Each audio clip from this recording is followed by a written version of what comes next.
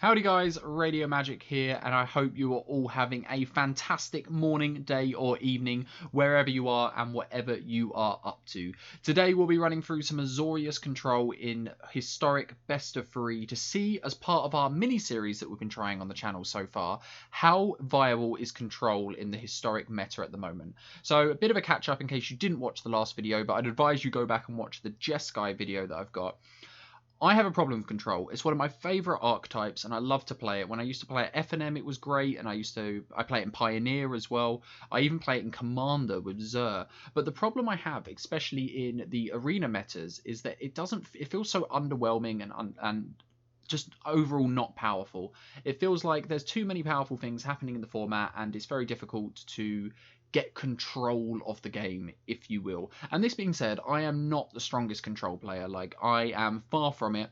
I enjoy playing it, but that does not mean that I am an expert in this, and this is my own list, so there's different configurations you can make of this. But part of the mini-series, what we're currently doing on the channel, and what we will proceed to do over the coming weeks, is try multiple different color combinations in Control and then refine them as we go. So we'll be playing Azorius probably next week or the week after that again with a more refined list, along with Jeskai as well. We'll be having Sultai, Esper, just Demir. We're going to be trying all the different color combinations and see what feels best and try and get a feel for if Control is viable at all.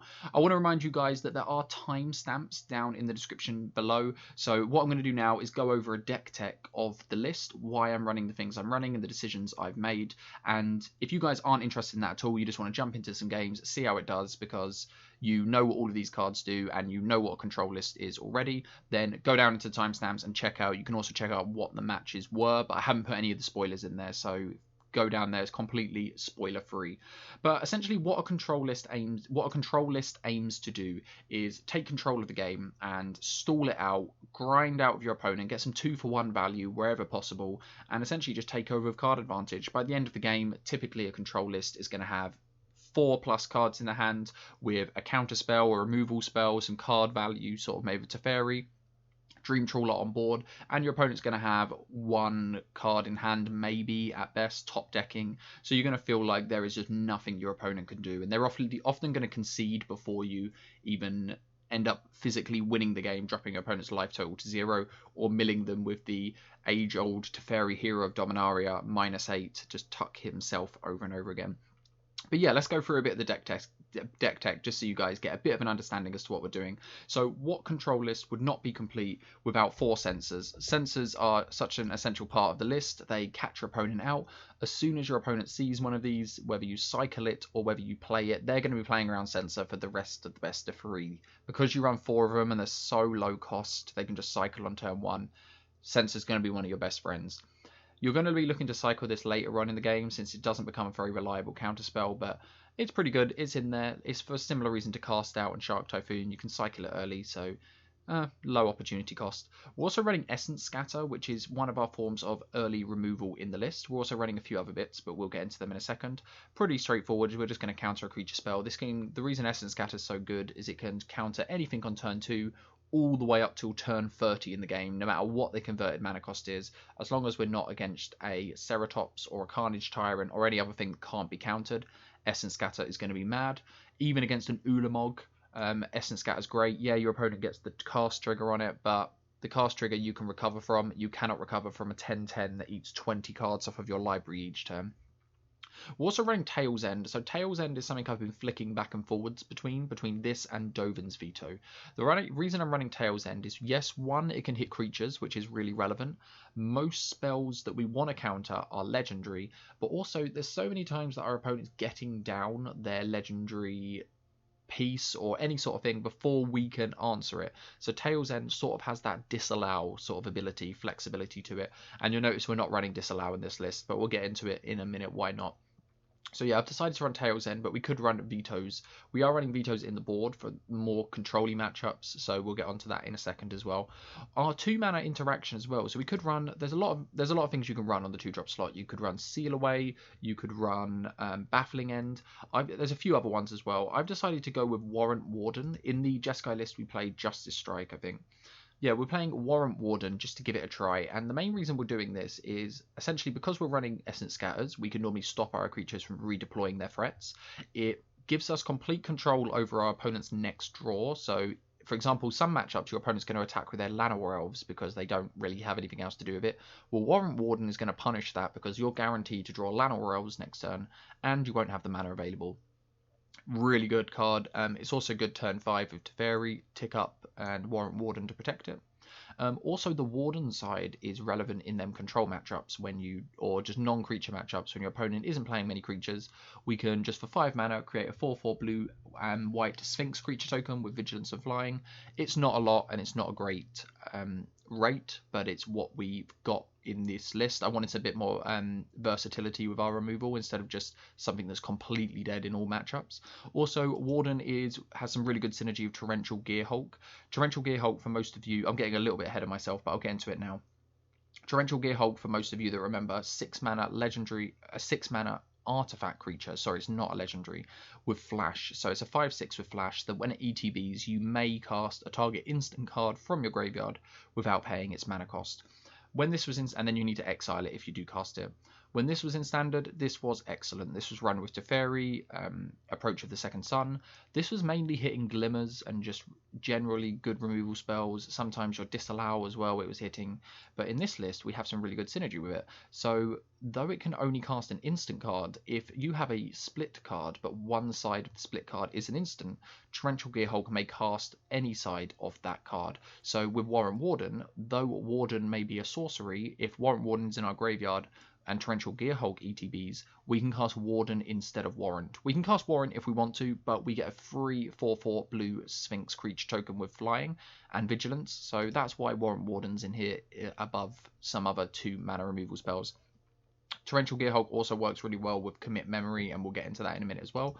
Part of the commit, well, I may as well just do it now actually. Part of the Commit Memory combo is Torrential Gearhulk can ETB, and for the same reason as Warrant Warden, it can cast Memory for free, for example, in your opponent's end step after they've already drawn their card, and it will shuffle both players' libraries, hands, and graveyards together, and you will draw 7 cards. So just resets the game essentially, except you get to keep all your non-land permanents. But the Nombo combo with this is Narset Parter of Veils, a stack planeswalker that reads each opponent can't draw more than 1 card each turn. So normally the disadvantage with casting a memory is that your opponent, because you're casting at sorcery speed, your opponent gets to use them 7 cards first. And they get to draw for turn, so they'll be 1 up. But when you can Torrential in your opponent's end step, you get to untap them cards first. But even better than that, your opponent doesn't have any cards because they've already drawn their card for turn. You can even do this in your opponent's draw step after they draw, but before they go to their main phase. You can flash in Torrential Gearhulk, and yep, opponent, you now have no cards to work with this turn, and you will have a full grip of 7. That's usually the point your opponent concedes. But Narset's other abilities, we're mainly using it for the prevent draw, but she can also look at the top 4 cards, and we get to reveal a non-creature, non-land card from among them.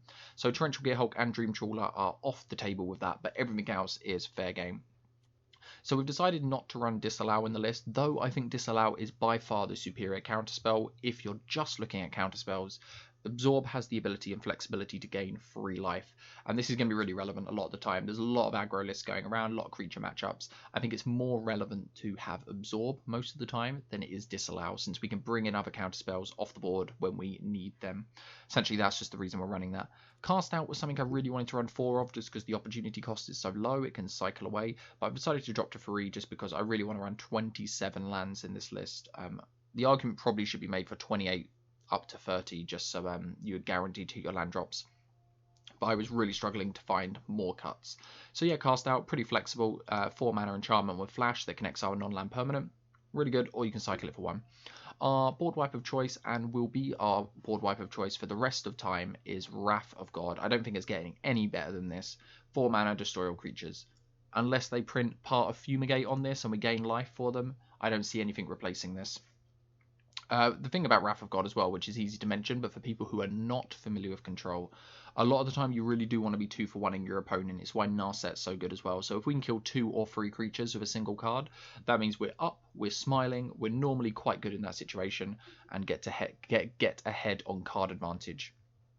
ECD, another way we're getting ahead on card advantage, having multiple different triggers on it. So when it ETBs, we get to exile target non-land permanent no, just target permanent an opponent controls with CMC 3 or greater. That basically means non-land permanent since lands are 0 converted mana cost. So pretty good when it ETBs, and then its second law counter doesn't always come up, but it does sometimes. And then we get to return a creature or planeswalker from our graveyard to the battlefield with a +1/+1 counter on it, or a loyalty counter. So this allows us to get back our Narsets, our Teferi's, Torrential Gearhulks, and Dream Trawlers. We have 2 Teferis. This was originally 4 when the list first came out, and then I've cut it back, and I've realised that you just want him for the +1. Sometimes he's a 5 mana removal spell that can time lock your opponent a little bit, but a lot of the time he's coming down, drawing you a few cards, and then he's normally going to die, but he just wants to get you ahead on card advantage. If your opponent has nothing going on and you have a Teferi on board, that's normally GG as well. You can just outdrawing 2 cards when your opponent can draw 1 card a turn is backbreaking, along with Castle Ardenvale as well. Allowing double tokens each turn is pretty mental. And you always have the potential to -8 Emblem Teferi, and then either get it back with BCD or find your second one and then tuck Teferi over and over again. He can tuck himself into your own library and you can mill your opponent out.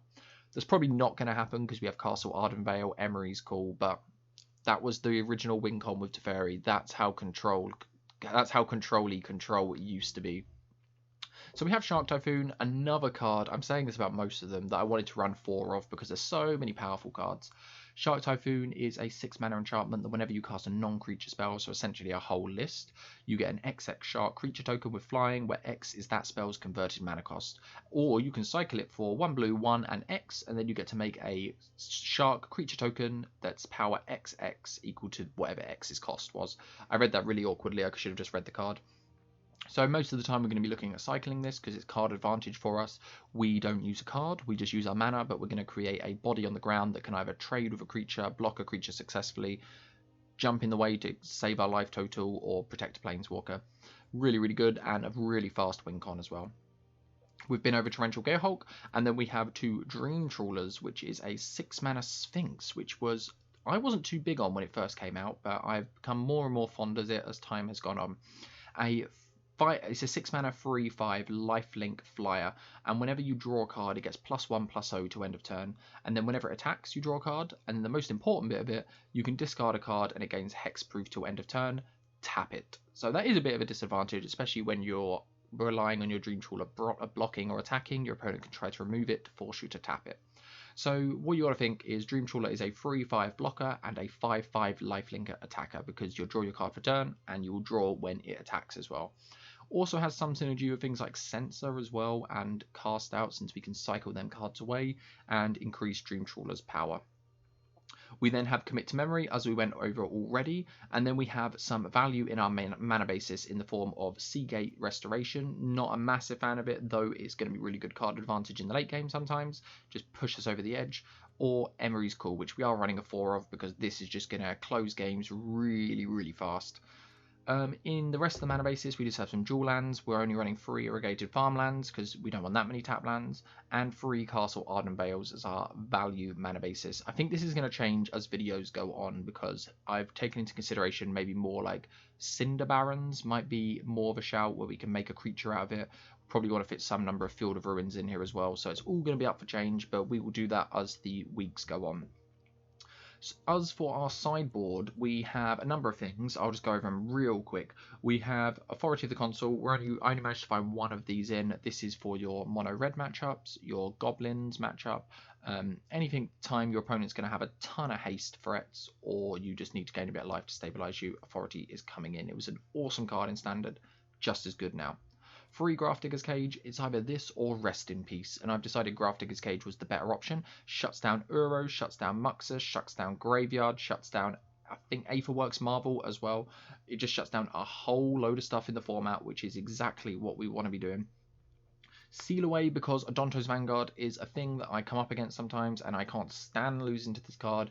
It's also a really good early interaction if we need something else, apart from Warrant, Warden, or Essence Scatter, to lock up them early. If we're just against like a mono green or Gruul, then Seal Away could be a really good option to just take some of the early pressure off. If we're against Control, then we have our Dovin's Vetoes, pretty bog standard. a counter spell that cannot be countered. We have a Gideon if we need an extra threat or our opponent's playing single threat cards, then Gideon's going to be really good to bring in. He was typically in the main when you saw him in Standard, but I think Historic's probably a bit more powerful than Standard, so I have reserved him to the board. 2 Mystical Disputes, which I think these could be interchangeable for something else, but Mystical Disputes have always been a really good card, so it is staying in. 2 Settle the Wreckages, because sometimes your Wrath of Gods are not enough, or you need a different style of board wipe. Settle the Wreckage also works with Torrential Gearhulk, which is worth mentioning. And then we have 1 ECD if we need another form of card advantage and our opponent's trying to go big, and we can send them packing to go home. So that took quite a while, but that is the whole list. Essentially, I just want to go over real quick before we start. The list has been taken into consideration essentially from how quick we're going to close the game. So one thing I've noticed with Control, if you're trying to win with Castle Ardenvale or Teferi Tuck or something where you're just trying to outgrind your opponent, there's far too many top decks in this format that we just cannot stop over and over again. You can't always have an answer. So we do need to close the game pretty quickly as a Control list. We need to take control and lock away that game ASAP. That's why Shark Typhoon, Dream Trawler and Torrential Gearhulks are here. And Emery's Call helps with that as well. But yeah, I have rambled on for long enough and my throat is beginning to hurt. So we shall jump into a few games and I will catch you again at the wrap-up. Okay, Azorius Control in best of 3 historic, and this is alright. We have an Essence Scatter. This would be much better if we were on the play, since this Essence Scatter will hopefully catch a creature, but maybe Wrath of God can catch us up. And we're probably going to play out this Emery's Call on turn 1. Ooh, mono red. Goblins. Okay, so gotta hope for our opponent to have a little bit of a slow start.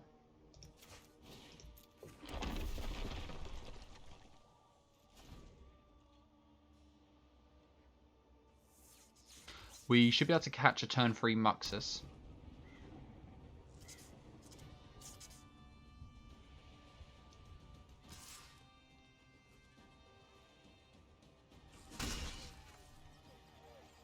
So I feel actually okay about our hand.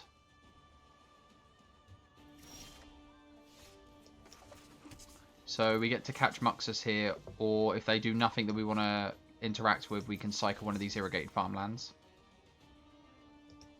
And then whatever we don't want to counter is probably, if it's not a Muxus, then we're going to Wrath of God, allow it to resolve.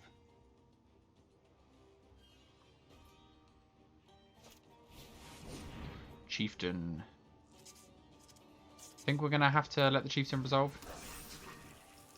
Take a little bit of damage. Try and find some interaction. Another board wipe isn't awful.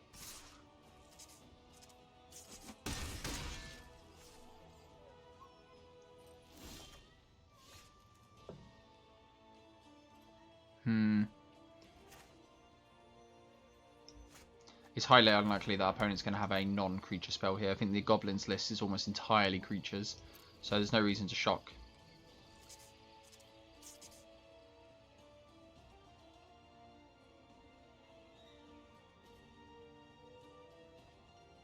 But we're almost guaranteed to just untap and Wrath next turn.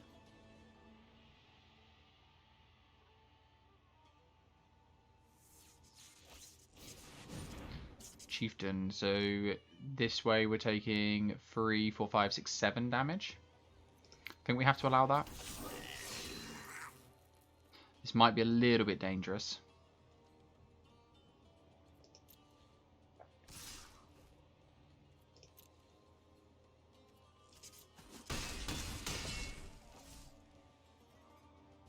But this way we sort of have Muxus covered. Our opponent's probably anticipating the board wipe here. And we get to go into Dream Trawler eventually to sort of take over really quick. Something that I think Control's not really able to do at the moment is take its time winning and win with like the castle land. It's got to win a bit faster. So Dream Trawler and Torrential Gearhulk are definitely ways that can happen. So opponent might want to do something with the 3 mana they have available, the Skirt Prospector. Maybe cycle a Gem Palm Incinerator.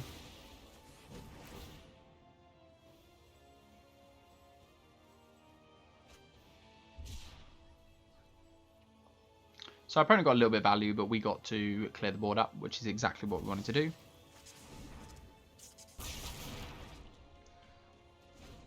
And we'll see what our opponent's got here. But we're basically... I don't think there's a way they can cast Muxus. There's actually the 4-mana sorcery that they could cast. That adds 7 mana to your mana pool. And you can only cast one other spell. Nope, just Conspicuous Snoop. And there's a land on top.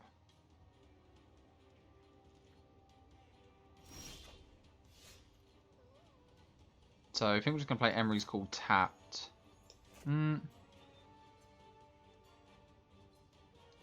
we could shock in a Hallowed Fountain, and that way we get to hold up Essence Scatter and Absorb.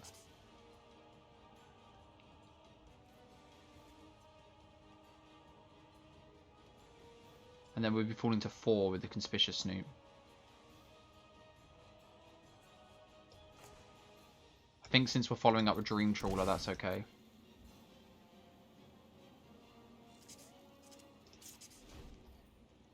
Another land for our opponent. Really relevant, the Conspicuous Snoop here, letting us know what our opponent's going to draw.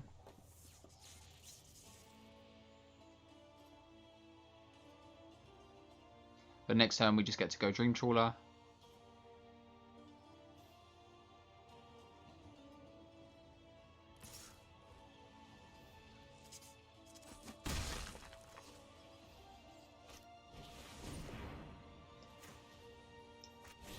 Like I said, I don't think our opponent has any non-creature spells, really.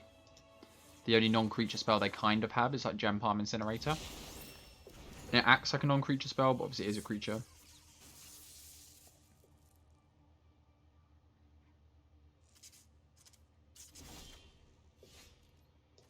I'm actually thinking we're just going to Wrath here. Because our opponent has some card advantage with the Conspicuous Snoop. We're just going to get rid of it. We know our opponent's drawing a blank. And then we'll Essence Scatter. Ooh, what does our opponent have? Nothing. Just wanted to use the mana. So our opponent could very easily have a Muxus in hand.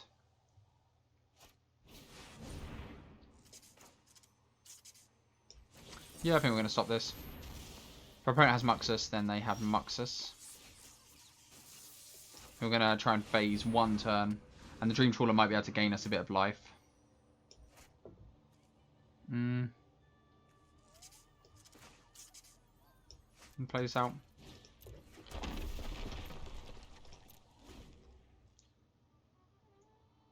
So worst draw is land into Muxus, but Conspicuous Snoop. Fortunately, the Dream Trawler is just going to do a really good job here of blocking.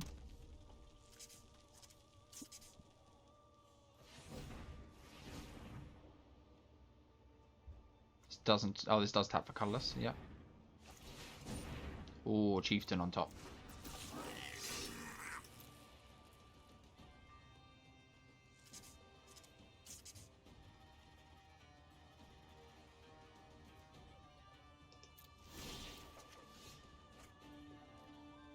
So I think I like attack and then maybe commit the Conspicuous Snoop.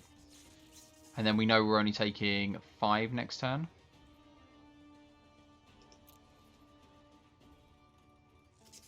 We'll see what we draw first.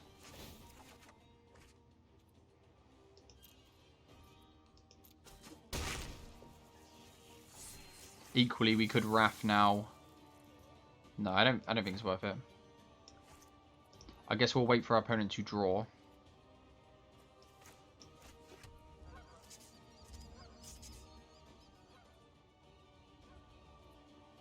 I don't really want to lose our pressure by Wrathing. So we'll wait to see what our opponent's got to draw first. That's going to allow our opponent to go and get a Muxus. So maybe we actually have to just take the damage here and then Wrath and then commit the Matron on attack. So we're going to be taking 3, 6, 7, 8, falling to 4. I guess we can make a token. I guess our opponent can just do it this way actually. We still get to commit it though.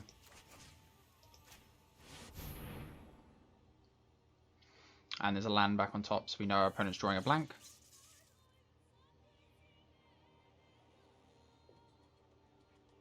I guess we can just draw a ton of cards next turn with memory.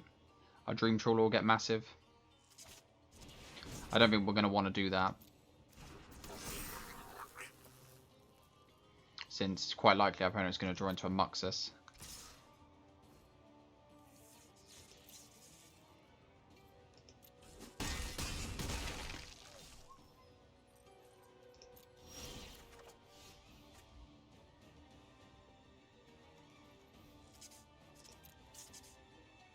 So we're in an okay position.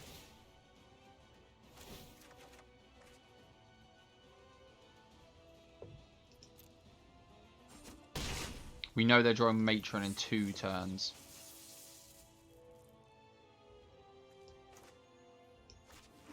So I guess they're going to draw Matron, so we have to answer the Conspicuous Snoop now. Otherwise they draw Matron and then they get Muxus. Yeah.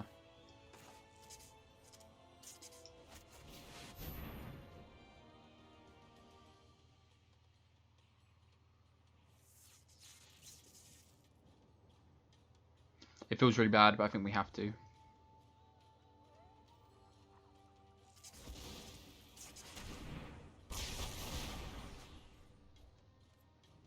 Partly because all of our opponent's spells are cheaper as well.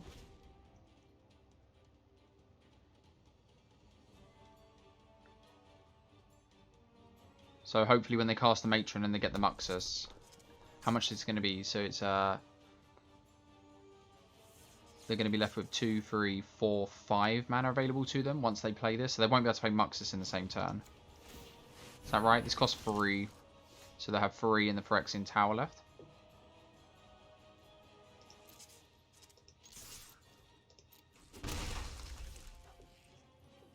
I think we're cycling Sensor.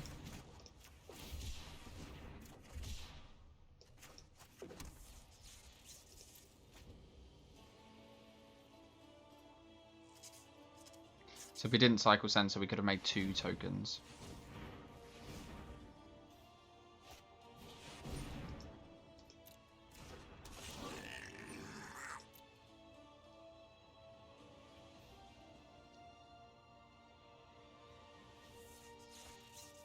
Yep, so next turn our opponent gets to Muxus.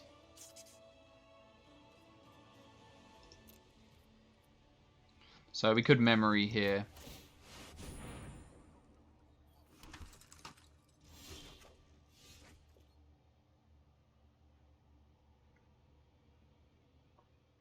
Equally, we could just Seagate Restoration. What's this? 7 mana.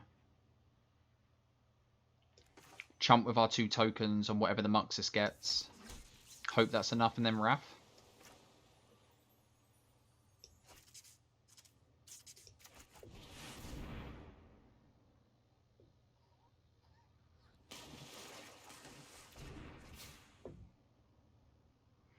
Oh, that's unfortunate. Maybe we can catch a Sensor. Catch something with a Sensor.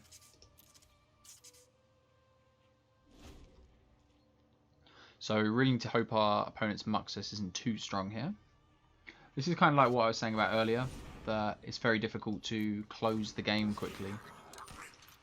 So really hoping our opponent doesn't hit like a haste enabler first and foremost, and then a Krenko as well.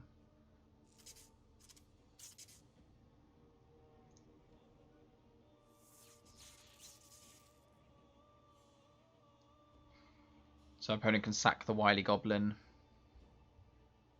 Tap down, essentially.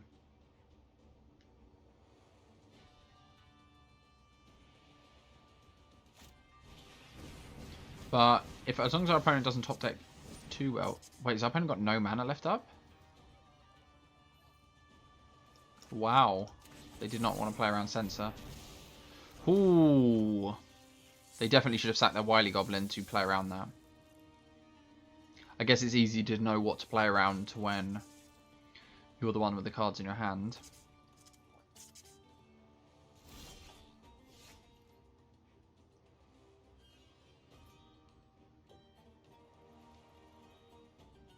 So I wonder if we just Narset Memory here. Like Shark Typhoon first.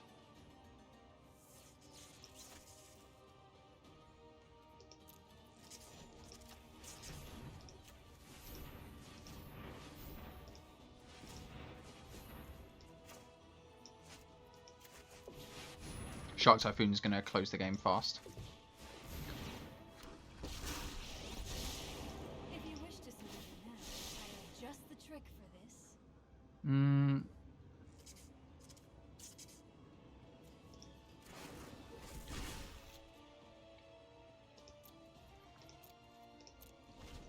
Just going to sit back. We should be able to close the game pretty fast with Shark Typhoon.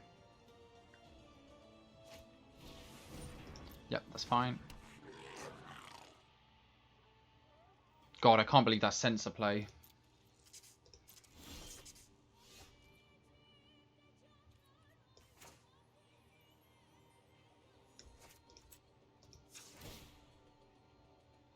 Keep an open mind.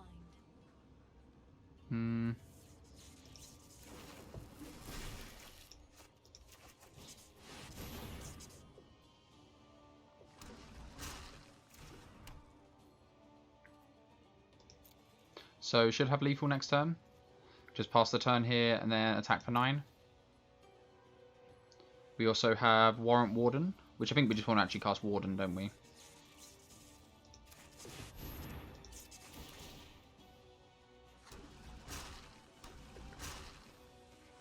Might be a bit overkill, but let's just get as many creatures out there as possible.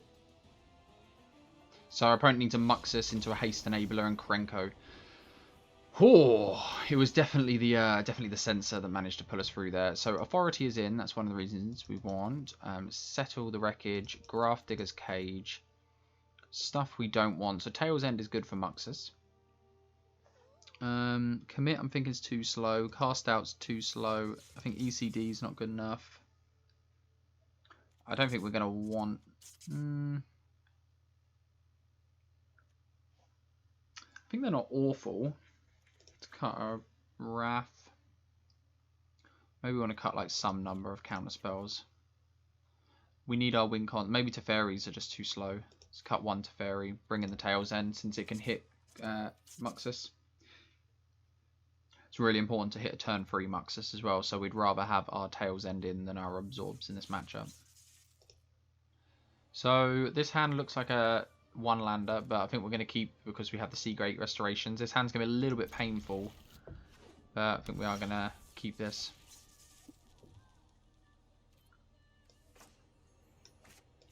I don't think we need to hold up Graft Diggers.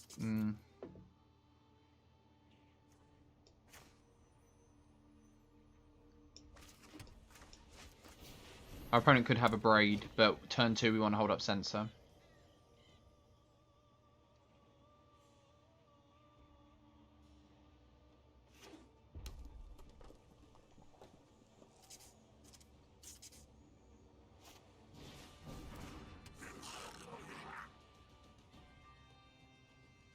Skirt Prospector does make our sensors quite a bit worse, so maybe it's worth taking them out.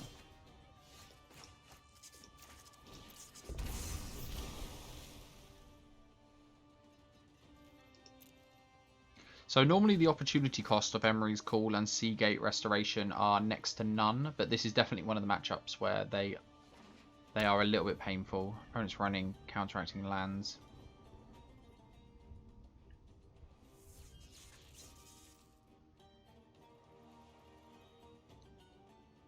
So we have like no interaction in hand. So opponent can sack the Skirt Prospector.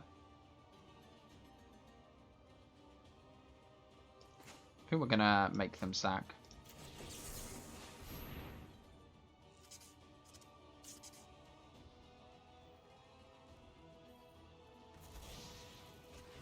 Skirt Prospector is insane, like surprisingly powerful. So I'm happy to trade a Sensor for a Prospector here. And we can hold up Sensor on our next turn as well.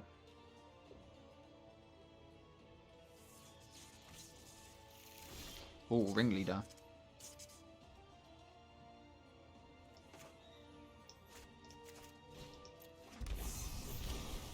So opponent might play around Sensor here again.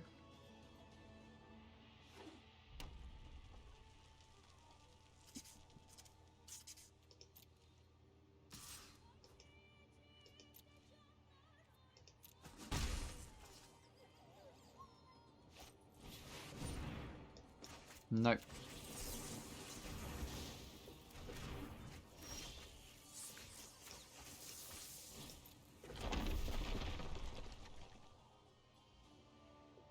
So shields down for a potential of 2 turns if we top deck another land, which is certainly enough time for our opponent to kill us. Maybe they'll respect a counterspell. And the Grafdigger's Cage will hopefully be able to hold him down for a little bit. I think Grafdigger's Cage shuts down Conspicuous Snoop.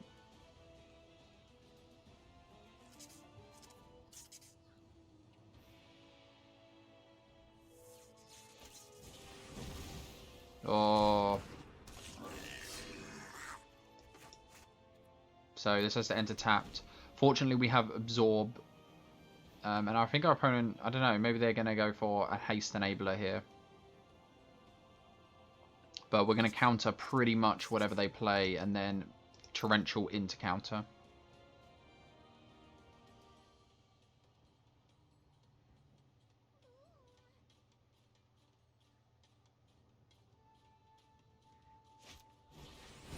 I'm going to let the Wily Goblin go through. If our opponent wants to make 3 Goblins, I think that's fine. Oh, shocking in.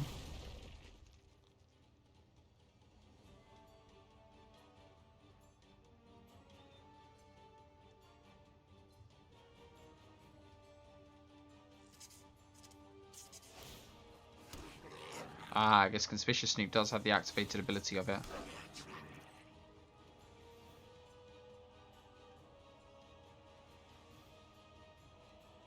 They probably did have a Haste Enabler in hand. They shocked in for a reason.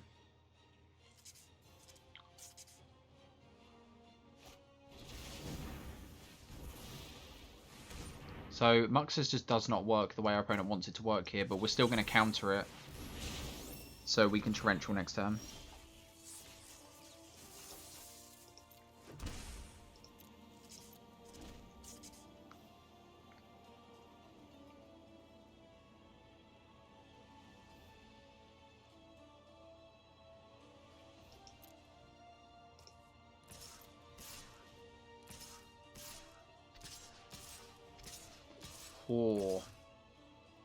So outside of a board wipe, we are pretty screwed here.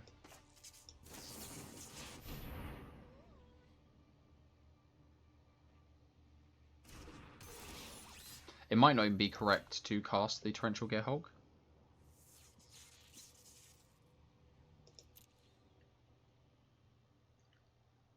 Settle the Wreckage doesn't save us as well, since our opponent can, in response, make a load of tokens with Krenko. Like here, they make a load of tokens.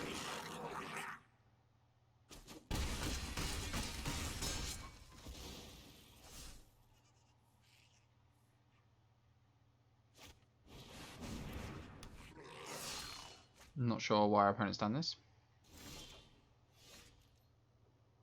Nope.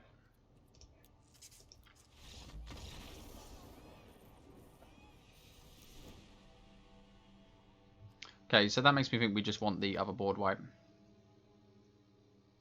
We'll just cut to Fairy altogether. Maybe we want Sealaways as well, if we're scared of Krenko. Cast outs essentially do the same thing, they just cycle. Okay, we get to go first, and yeah, this hand looks okay. Don't think we're going to be able to play Grafdigger's Cage on turn 1. Actually, we might do. Yeah, I think we'll play Grafdigger's Cage on turn 1.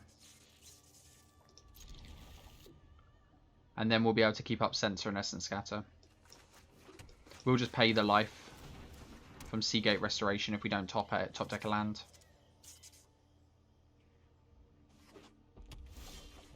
Oh, no play for our opponent. So we bolt ourselves here, but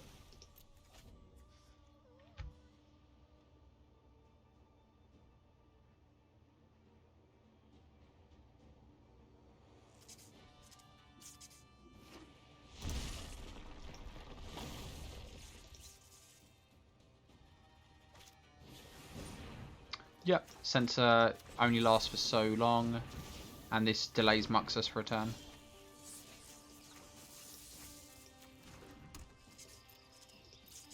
So really hoping to draw lands here. We might cycle the Shark Typhoon if our opponent does nothing relevant. But nope. Sensor again.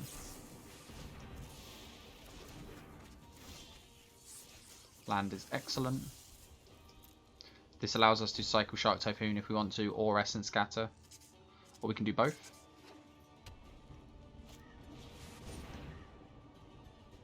I think this is fine. We can't counter everything our opponent does.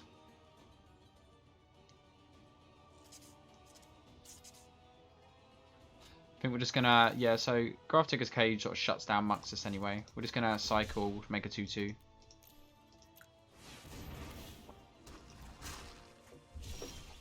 Torrential's quite nice.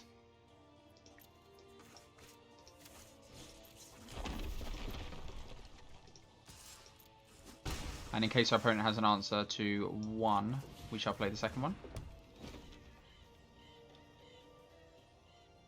This makes Muxus just a 6 mana 4/4 that gets +1/+1 on attack for each goblin. Is it each goblin that attacks? No, just 2 end of turn for each goblin.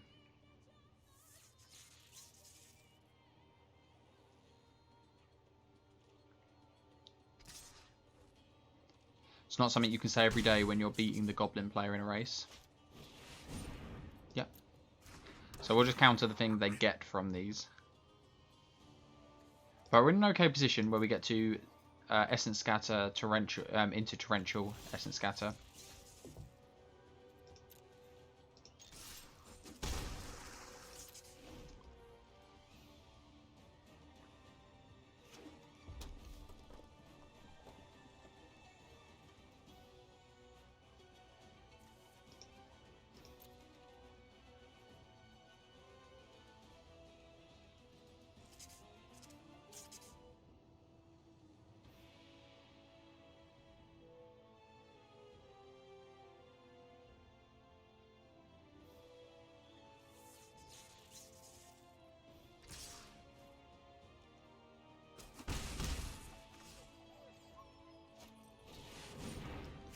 Yeah, I think this is fine to stop.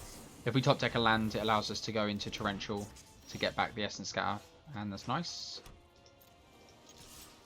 So hopefully our opponent taps down and does something similar.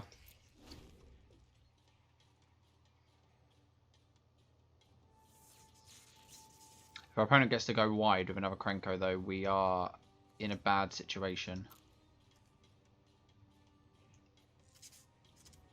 Since we'll have to Wrath to take away our opponent's pressure.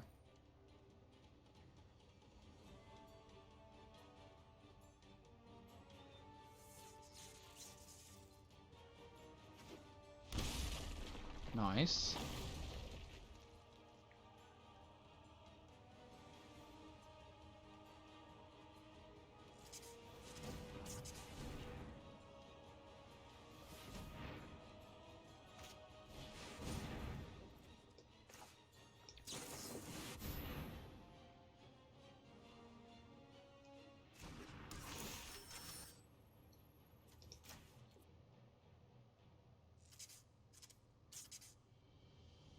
So it's likely our opponent still has a 2-drop. Or maybe they were hoping to do something. Can we not cast this? Oh, of course. Torrential doesn't work with Grafdigger's Cage. Bit of a blank there. That's really unfortunate, actually, since we can't ambush a creature in combat. Oof. I guess Torrential's just going to act as a... Oh, that's really nice, though. Torrential's just going to act as a blocker.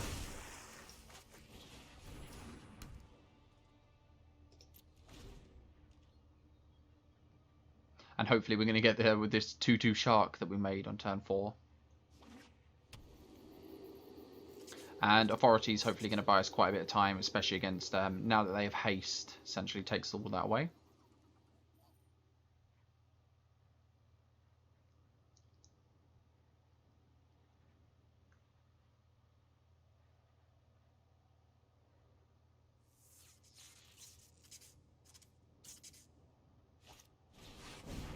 Or Muxus.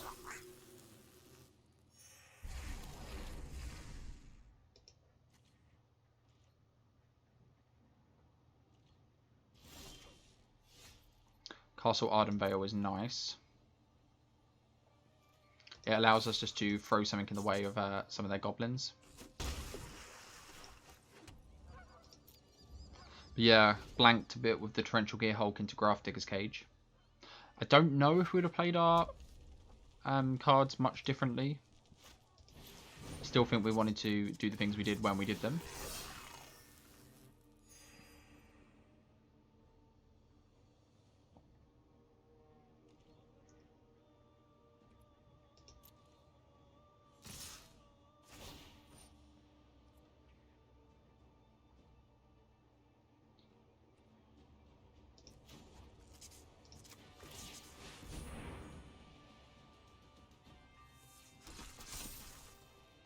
Ho ho ho ho ho. Take 3, 6, 7, 8, 9, 10.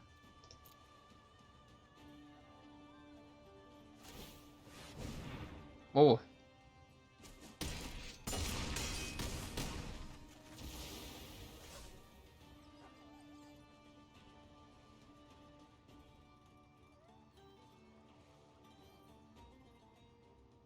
We just have lethal on the way back though.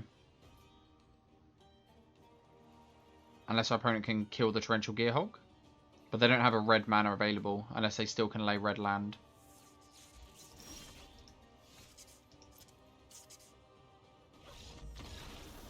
Ooh, pulling it out against Goblins. Some of our sideboard hate really coming through to save the day. Blanked a little bit with the Torrential, but we got there in the end. Okay, opponent is going first. We're going to keep this hand. This is a really reasonable hand. Okay, it might be against Aetherworks Marvel. I'm anticipating how bad this matchup is going to be for us.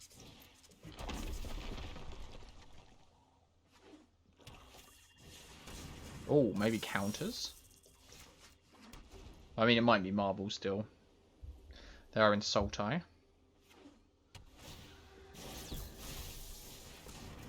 Or just energy.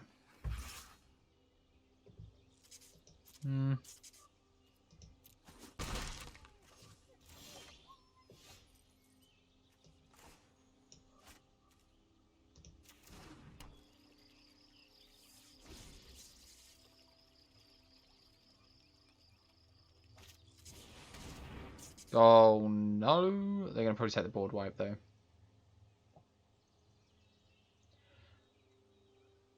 At first glance I was like, don't take Warden, but then it's like, of course they're not going to take that when there's the board wipe available.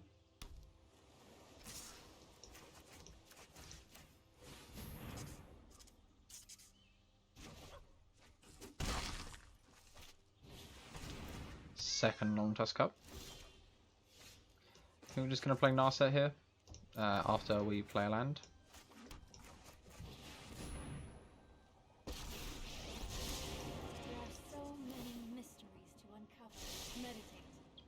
Cast out's fine.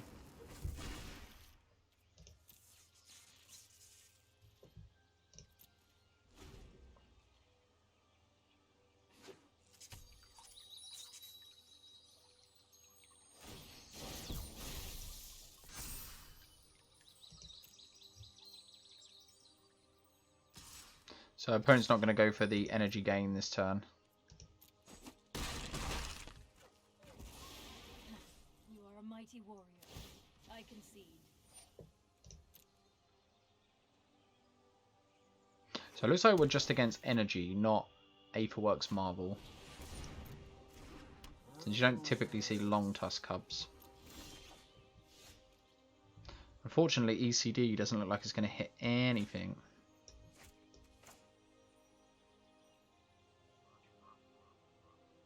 So probably just cast outing something.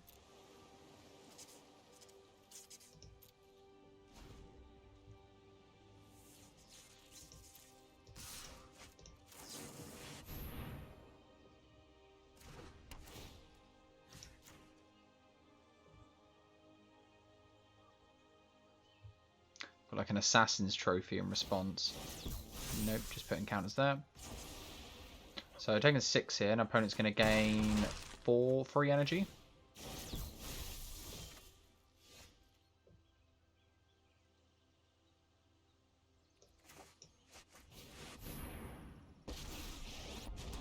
So kind of in a position where we're forced to just trade this Teferi off.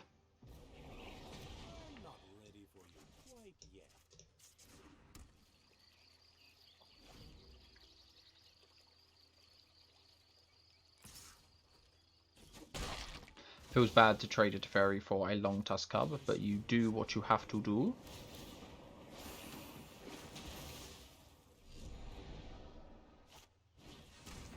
Oh, that feels bad. You take the Emery's call here, yeah.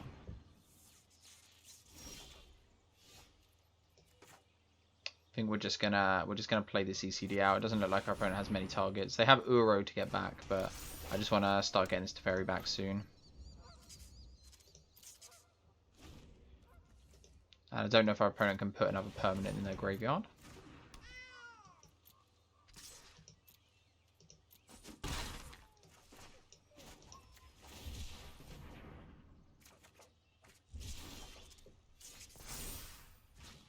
Okay, so taking a bit of a beating. Probably just going to have to cycle the Shark Typhoon.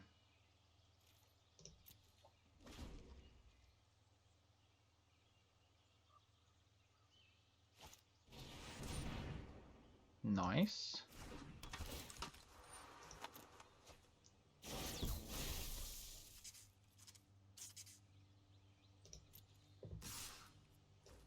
So we're just going to cycle this sensor first.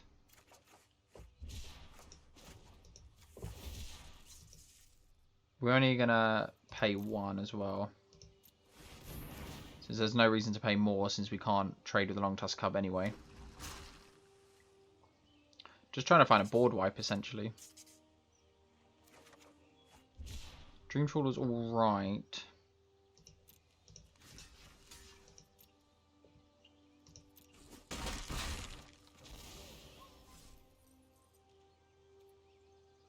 I think I just want to play this out as a 1-1 just to block next turn.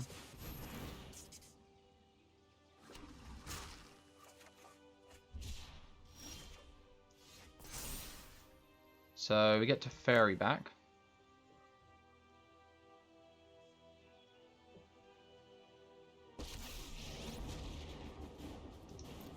Almost went for the +1/+1 counter. You know what?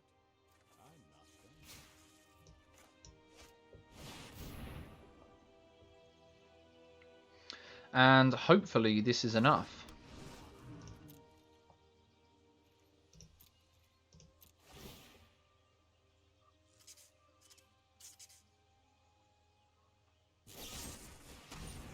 Oh, is this going to be enough now?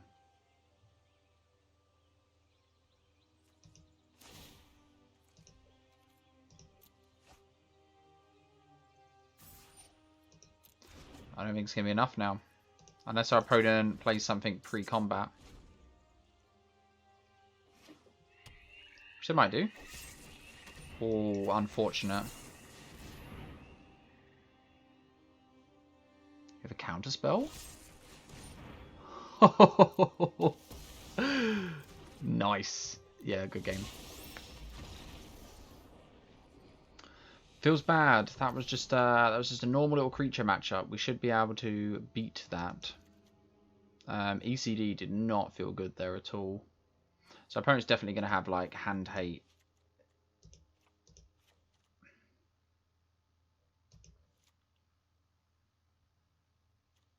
Just cut an ECD and run like that. Probably want the seal aways actually. Maybe just trim. Yeah, let's kind of absorb as well. Okay, I think we're gonna keep this on the condition we draw some lands. It's protected against hand hate as well. If our opponent goes like Four.Vs, as long as we draw lands in the first few turns, we're alright.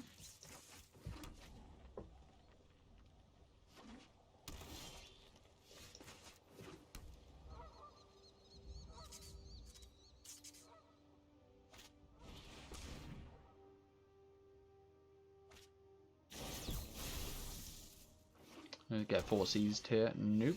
So we're gonna cycle. At least we drew a land.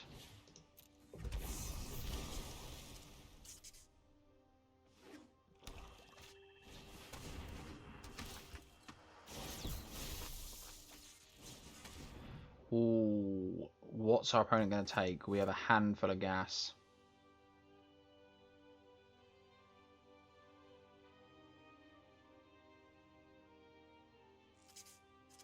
I think what our opponent tells us. Okay, so taking that. So this land's going to enter tapped.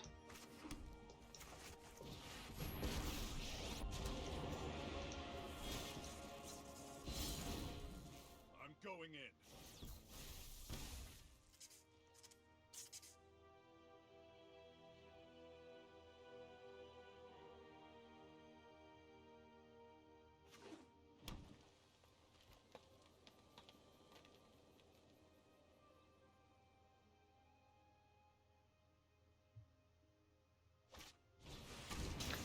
Ooh, mouse and pulse. Our opponent didn't attack just to gain the energy. Okay. We'll hold up Essence Scatter and seal away. Maybe they didn't want to attack, so it didn't get sealed away. Since I guess it's still a card draw engine.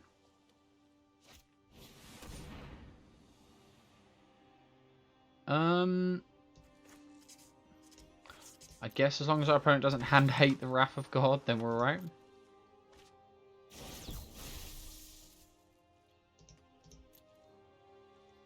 I guess they want us to sort of pull the trigger on this eventually.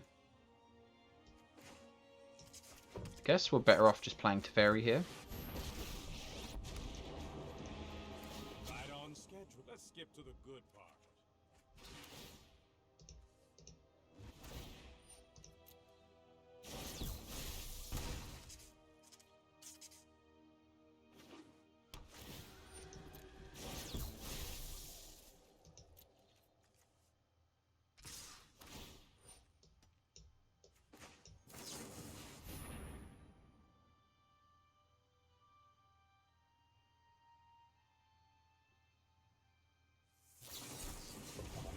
Negate. So Teferi down. I've seen that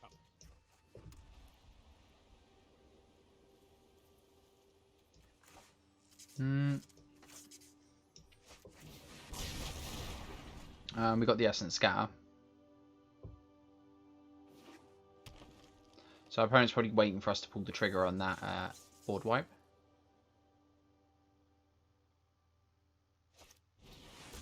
Ooh, that looks like a really good target.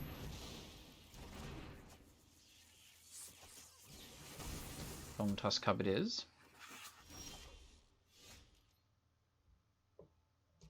Probably a good chance to get down Dream Trawler. Start setting up the memory.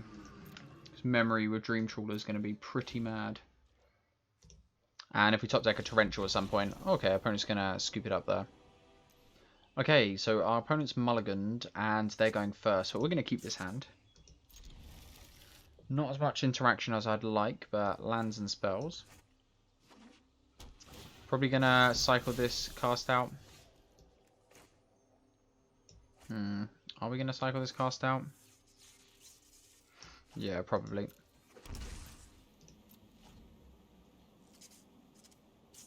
We need to find some interaction.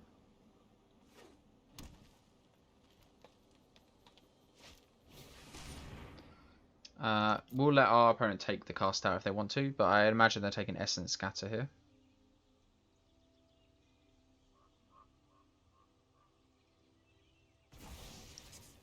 Yeah.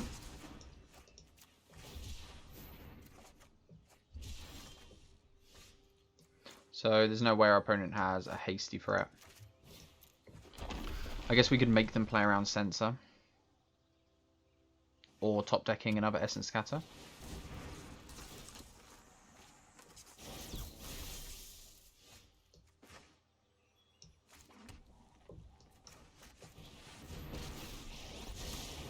If you wish to surrender now, I understand.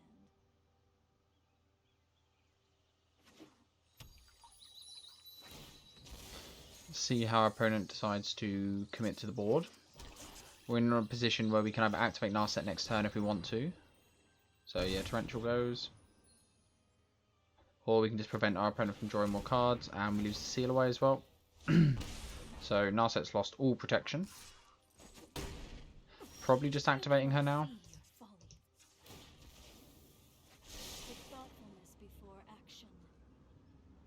Yeah, Gideon feels like the best shout there.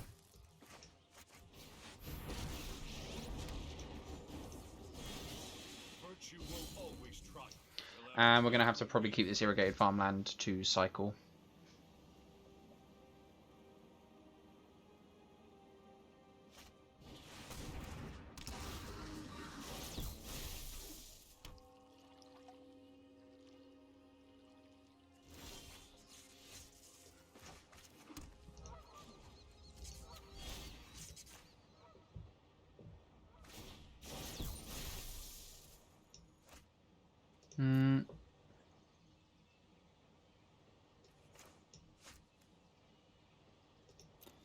Do we wanna cast out this in response? I don't think so.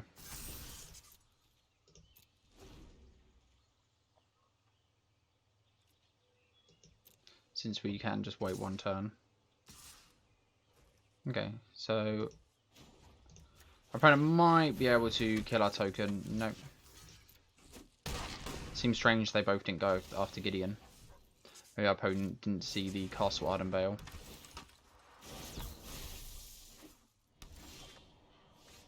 That's a very good draw.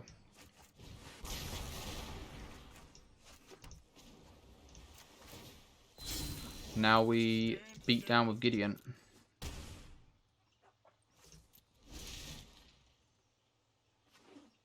And opponent's top decking lands. So probably okay from here. We're gonna hope so. You hold no power over me. Just gonna try and seal the deal.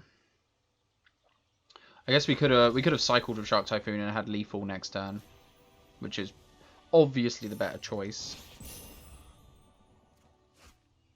Okay, Azorius Control, and we are going first. This hand has like little to no interaction. We just have the one board wipe. I'm gonna keep. Watch me slam the hand and then say we're gonna keep. But we don't know what we're against. Okay. I'm going to call it now. Fort Distortion is in our future. No, I don't know. Hopefully our Narset doesn't get taken away, though. Maybe Aetherworks Marble? If our opponent had a Four.Vs, they'd probably used it last turn. Irrigated Farmland, you probably used the Four.Vs.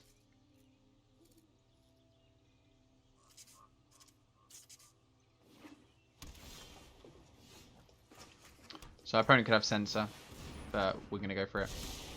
My prowess is unmatched. Hone your prowess. Probably going to take Tail's End if we're against Aetherworks Marble. It's one of the reasons Tail's End is in. Can also hit opposing Nissas.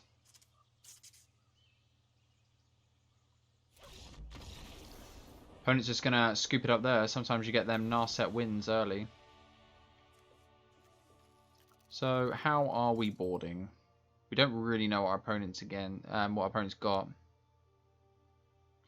So what? They were in Sultai. I mean, could be Aetherworks Marble.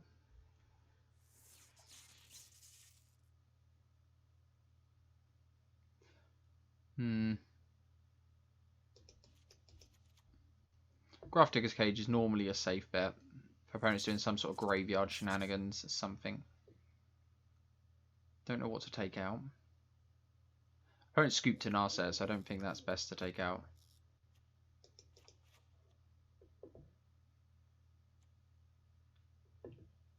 We just like trim. Our opponent probably expects sensors, so I think it's fine to cut one sensor. Maybe we just bring in like this. I think this probably has to be a mulligan. This is entirely hetched on our Graph Digger's Cage, and we have no blue mana. Again, same sort of hand, but I don't think we're going to go any lower.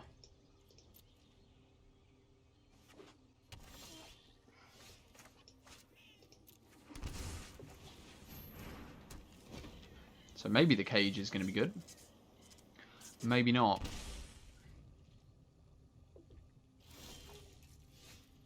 Opponent could be on some form of control. I guess we don't take too much damage. Maybe it was worth shocking to make them play around censor.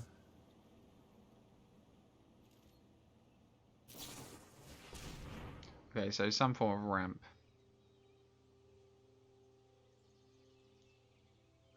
Is it just 3 colour?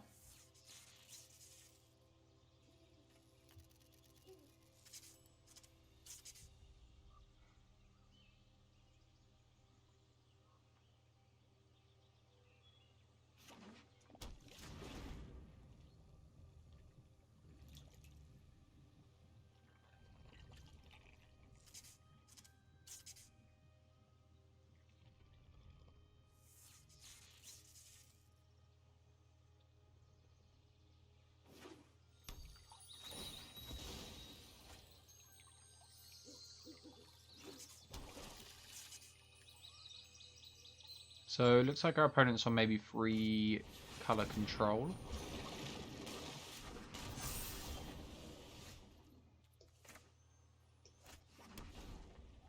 Unfortunately, it's going to be a few turns before we can do anything.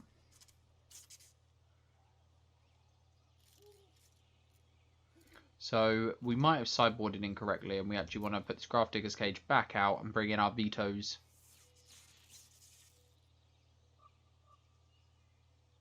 See if we see like a Scarab God from our opponent.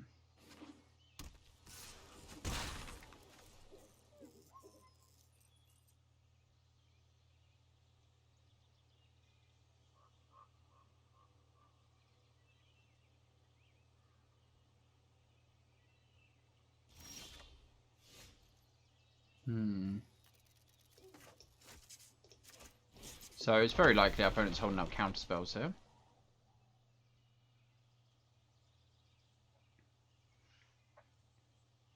And Warrant Warden not the best against Hydroid Crisis.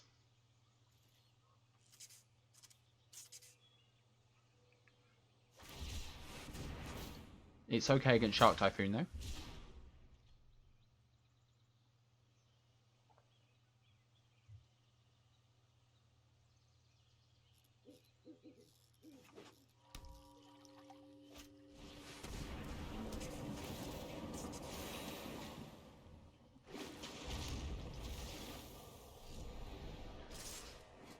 Ooh. Let's put that back. Or opponent's holding priority. So they have something. I wonder if our opponent's got a sensor. I guess we shall see. Maybe Mystical Dispute or Negate though.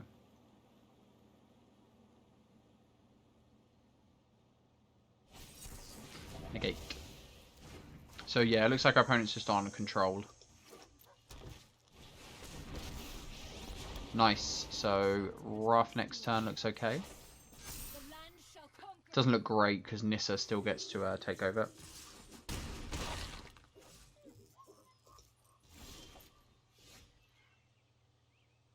think we're sort of forced to though.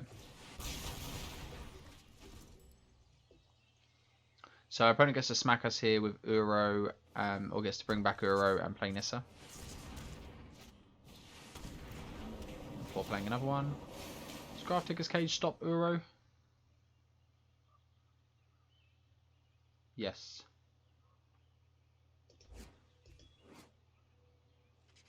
Yeah, it can't enter the battlefield from the graveyard.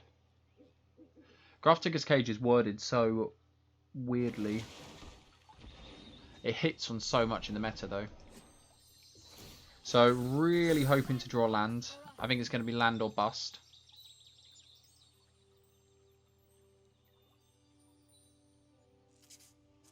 I think we might actually want these Gravedigger's Cages actually. If he's going to shut down Uro completely.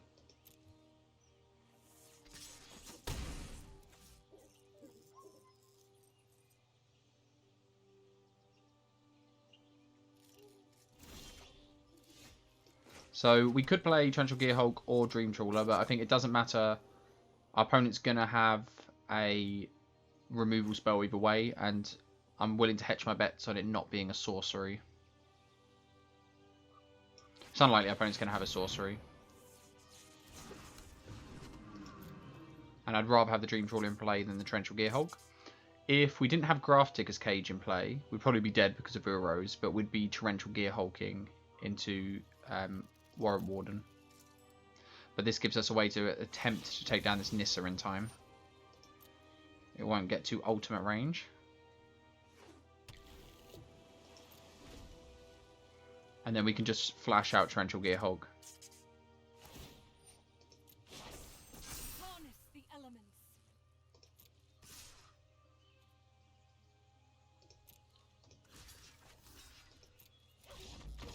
Oh, opponent's going to concede?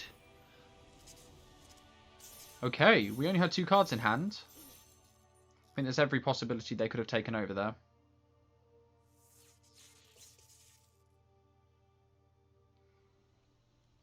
Okay, opponent's going first. This hand has beautiful mana, just unfortunately not much interaction, but we shall keep.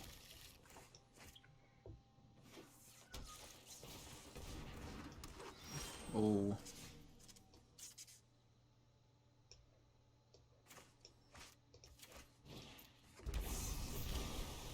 See how fast our opponent's going to get. Are they in Gruul or mono green? Or are we against some elves?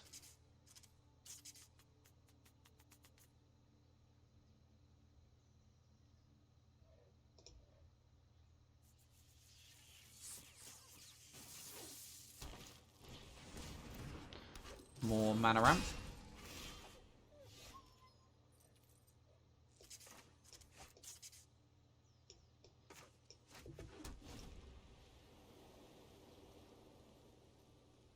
See if our opponent plays around Sensor. Okay, so they're in Gruul. Or Nissa. We really wanted our Tails End there. That might be too much coming in under our counterspell. And Tails End just slightly too late.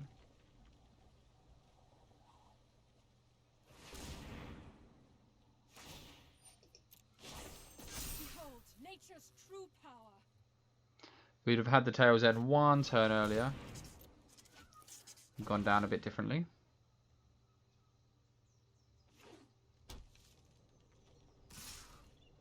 If we had the Tails End a turn earlier, I'd have been very happy with this game. Yep, really need a board wipe there, I think. Gonna scoop it up. Just goes to show how variance format is. I guess we could bring in more Tails Ends, which we're probably going to do here. Since we saw Nissas, we're probably going to bring in Dovin's Vetoes.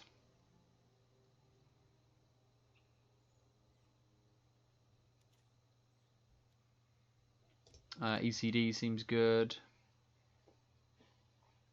What do we want to cut? Probably Essence Scatters. Love to bring in the extra veto, but I don't think we're going to be able to.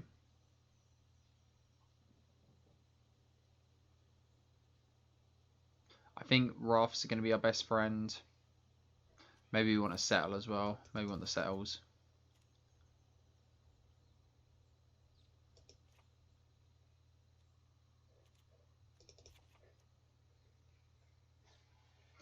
Yeah, Sensor doesn't feel like it's going to be as good because of Llanowar Elves.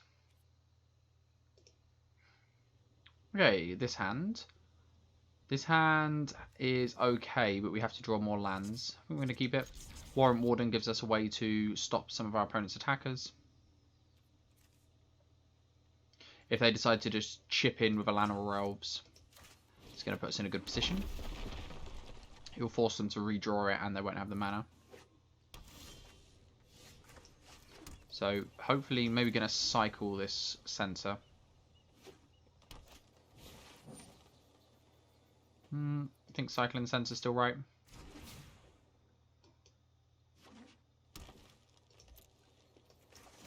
Really need to hit our land drops. Land is great. Land is great.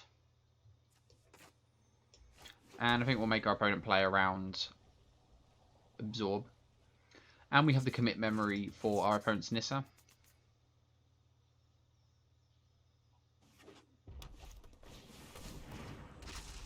What? Are we against the defender list? Are we against the defender list? I did not see this coming. Did we just see the complete wrong half of our opponent's deck last game? Or Chandra. I don't know which one's probably better to use. Probably better to commit. Yeah, let's commit it.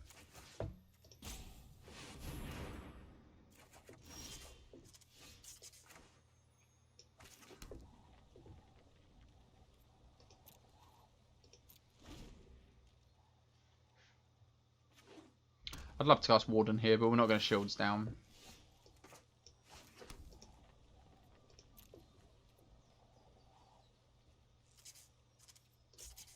Again, can't really shields down.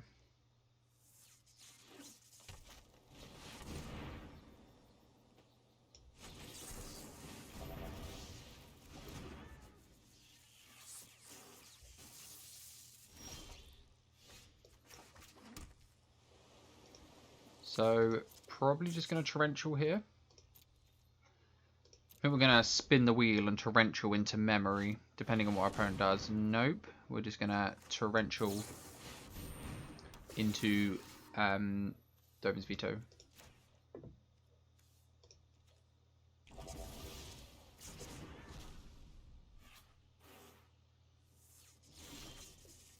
Tail's End is nice as well.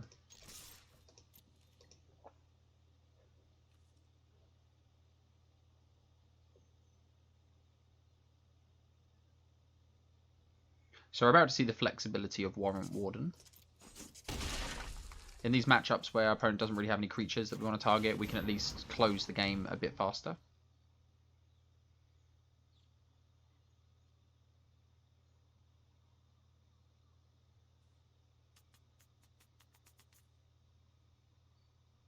Opponent looks like, I don't know what sort of list our opponent's in, just ramp. I mean, they're just playing a load of good cards.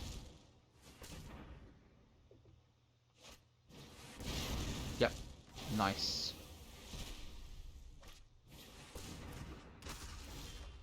I think we'll just follow that up with the same play.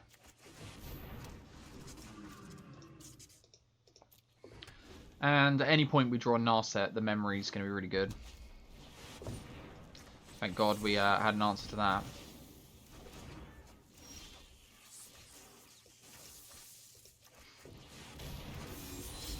And now we should close the game pretty quickly. Well, 2 turns. Our opponent has 1 draw. Ugin? No. Nice. Warrant Warden coming through with our land basis. So, our opponents are like defenders. Them Ugins, there was a lot of non-creature spells there that scared me. So we're going to bring in these vetoes, and I think we made a mistake taking out the absorb. I think we want to be as counterspell heavy as possible. Is there anything else we want? I still think we want the ECD though. Okay, so providing we draw lands, this hand is okay, and I think we have to keep something like this because we can stop a turn 3 Nissa, which is one of the things we're most scared about. And as long as we top deck a blue land, we can go into absorb.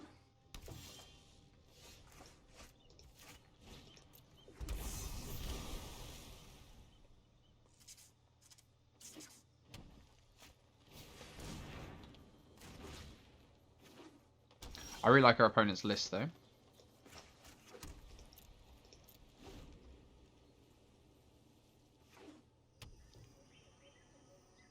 See if they're going to play around Sensor.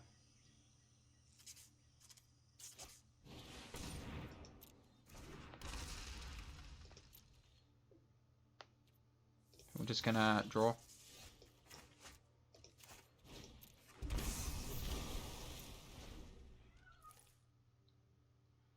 Essentially, we can't really tap down now. So this can tap for each creature. I think we have to stop this.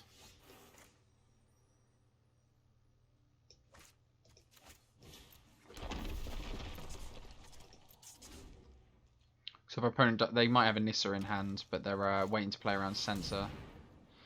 Like this. Yeah, unfortunate.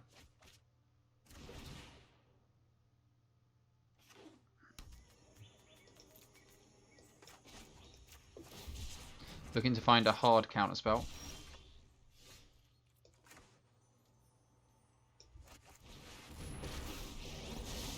We need to find a Tail's End or Dovin's Veto here. Absorb is not the counterspell we were looking for.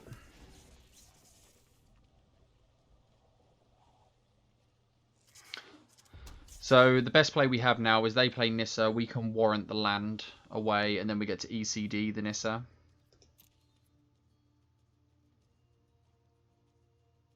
But it leaves our opponent with a ton of mana this turn. They might still play around the veto. I can't imagine why, but they might.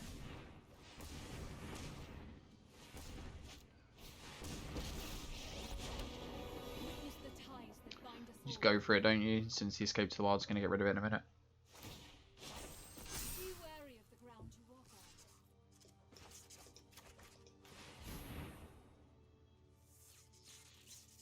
This also sets up for our Torrential later on.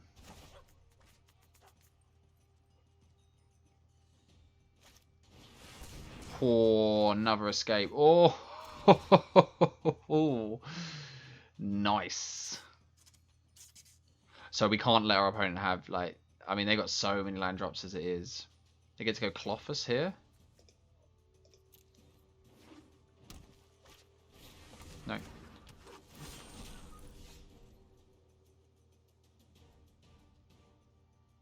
I think we have to just ECD away the... We could play Teferi minus, but then it dies to Llanowar Elves.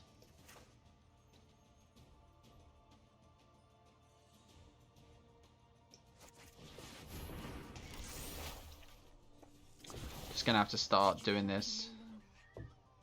We're gonna leave Narset. We don't need the card advantage at the moment. We need lands, and it might like disincentivize them from drawing cards. Maybe there's a way they can draw cards. I know Elgar Gargroth is a way they can draw.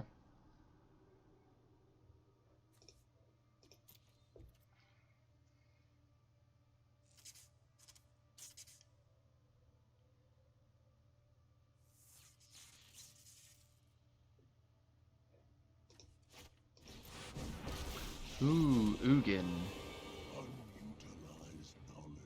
You get a -5 here.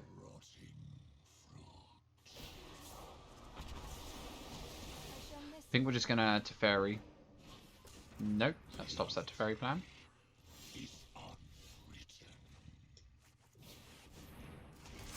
If they didn't play the Llanowar Elves, it would have been Teferi into minus on it. But we got rid of some really good cards there. Our opponent had to... Oh my god. Oh no. Oh my god, it feels bad. So...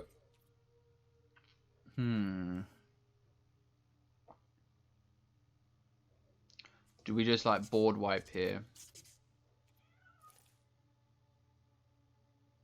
Board wipe, and then we can Teferi, and we get our Narset back. Oh, I guess our Narset was exiled. So, probably want to Teferi, tuck the Elder Gargroth. I'm known for my excellent timing. And then if our opponent wants to kill it with the Llanowar Elves, which I don't think they do, we get it back with ECD.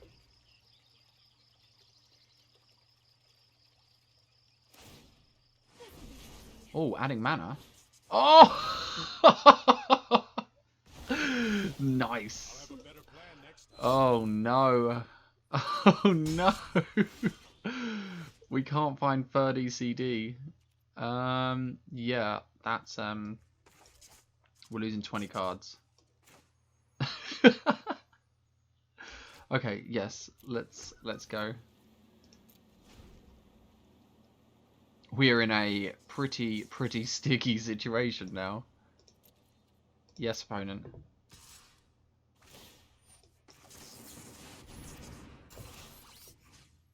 I guess we have to Warrant Warden this. And let him get the cast trigger again and counter it on the way down. Oh, no. And they got our last ECD. Yeah, 1, 2, 3 in the graveyard. Oh, wait, maybe not. 1. Wait, we've been through 2, haven't we? Am I going insane? Oh my god, opponent just has everything. What's our opponent playing? Just like Gruul bombs. Today's my lucky day. Okay, yeah, okay, get it back. We can't beat this, I don't think. Cannot beat this. Yeah, that's too much. Nice. I mean, like, our opponent attacks and exiles our library. There's not much we can do. We could have probably played this differently, but, like, we did the best we could. Like, our opponent's list is insane. They've just had so much madness. Yeah, okay, good game, opponent. I guess we'll let our opponent finish us off.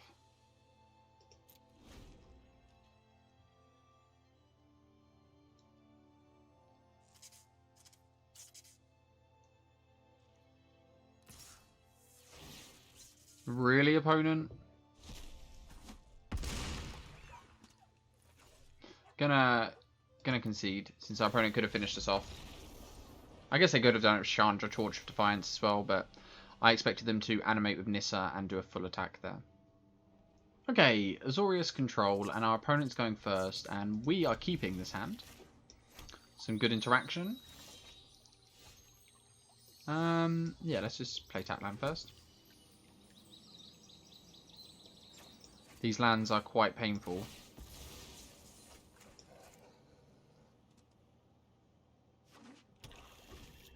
Okay, so Swamp. Breeding Pool, okay. So Essence Scatter at the ready.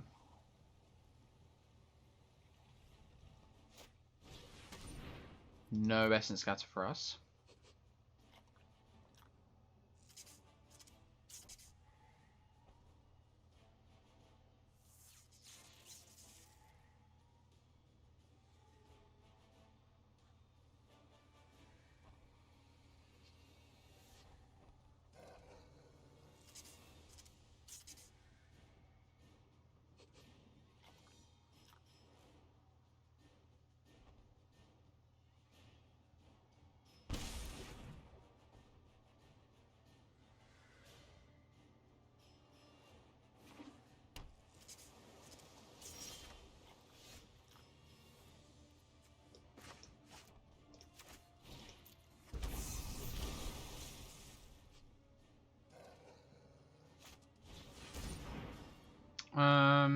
We'll let this happen.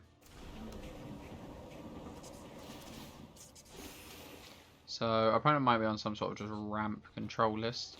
I feel like when I play control, I play against a lot more control. When I'm just playing the ladder, I don't tend to play against it that much.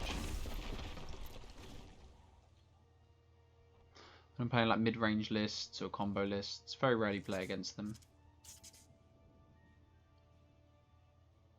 I guess most of the combo lists are... So opponent's going to get to draw 2.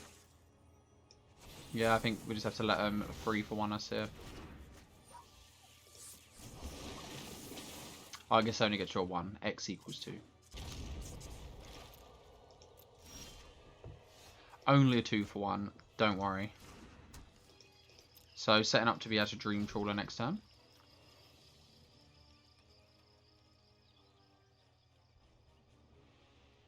Can't imagine. I imagine our opponent will have an answer to it, but we'll do the best we can. I guess there's not a lot in our opponent's list that hits it.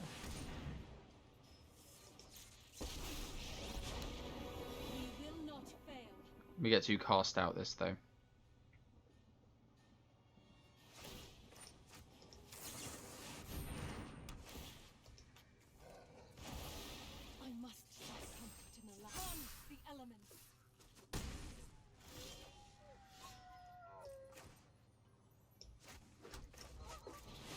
We even get to block this land. Nice constellation prize. We're also... Maybe we shouldn't have played that out to hide information in the Emery's Call. But we're more than happy to discard these rafts and Emery's Call to protect this Dream Trawler. Nice. In this land, we are all connected.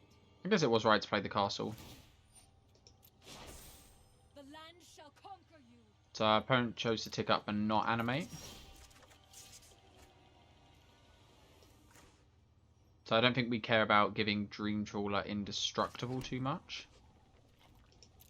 We'll just put this to 1.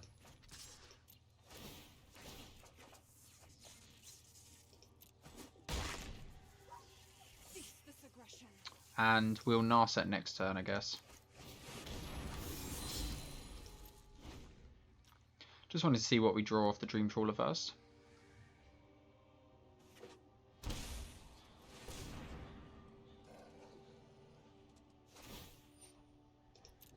Be nice if we had enough mana to set up a turn where you Emery's Call and Wrath of God. You can wipe away the board, but your Dream Trawler is indestructible. Or going for a big Hydroid Crisis. You're going to make us regret not Narseting. Looks like it. Yep, we should have Narset. This is one of the problems I have with just Control in general. It's very difficult to predict exactly what your opponent's going to do. So you don't know when you should be doing certain things. Like, for example, there we could have contributed to the board and take out the Nissa next turn, or we could play Narset. There's maybe a... Like, if we play Narset, it just dies to the lands, though. I guess we could Narset and Wrath, but then we lose our Dream Trawler. So, I don't know. Maybe it's just unfortunate that they had the Hydroid Crisis.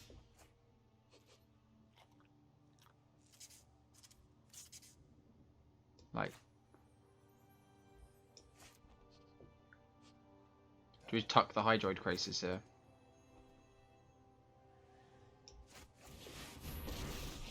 Feels bad, but if we can get our Narset back into play, then it shall be okay.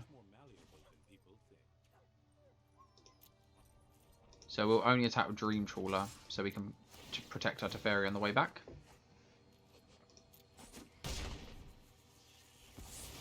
So you better believe that our opponent is running the 6 mana sorcery. You get to destroy one of everything.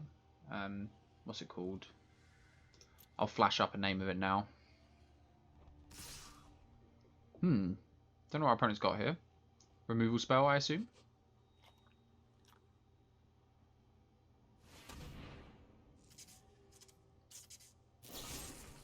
Nice. Fatal push.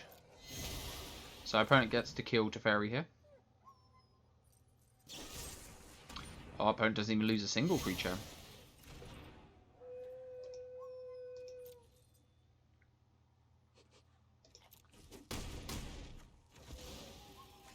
Really should have seen that coming.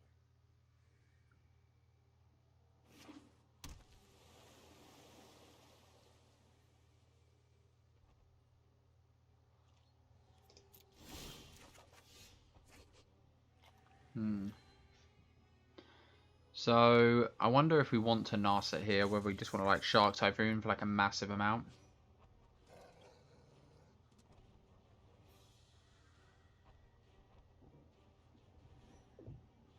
I think we want to Narset and then commit. So next turn we can Memory. And we'll just hold Dream Trawler back.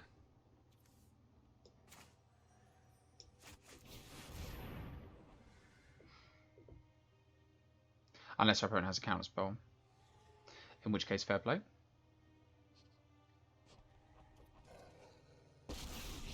Nope. So I think we're just going to pass the turn like this. No one is more prepared than me. We can't with commit. We can't hit. Oh. Has our opponent done this in combat?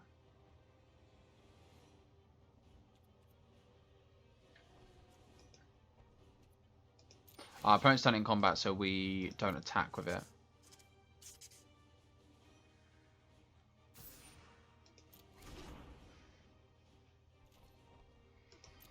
So we can still Shark Typhoon here. And unless our opponent has a removal spell, we're okay. But the Hydroid Krasis won't be nearly as strong. I guess the problem with this play is that we can't commit memory next turn. I'm gonna Shark Typhoon. We'll do it for 2. We don't have any 1-mana spells that punish us.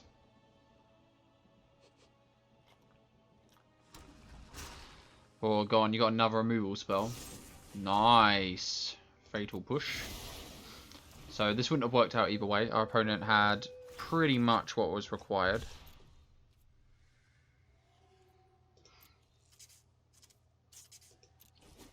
So Narset down.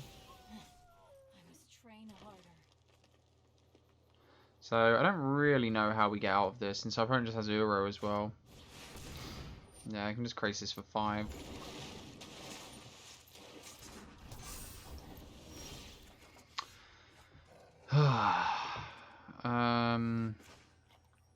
It feels bad, but I think just putting Krasis back on top.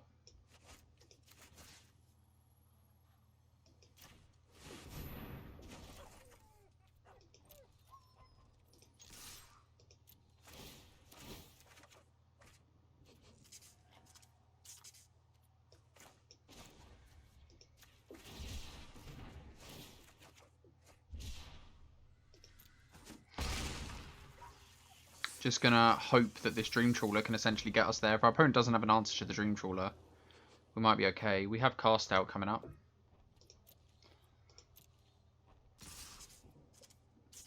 If our opponent plays out the Euro, we have a ECD target, which can then get back the Narset, which can start the memory train.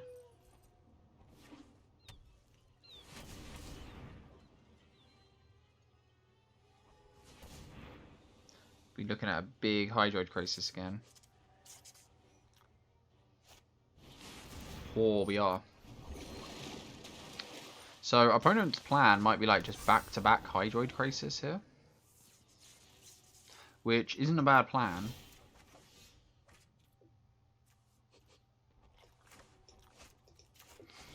We're gonna be forced to just keep answering what our opponent's doing. Keep attacking in. It looks like our opponent doesn't have an answer to the Dream Trawler though, so I think they would have used it.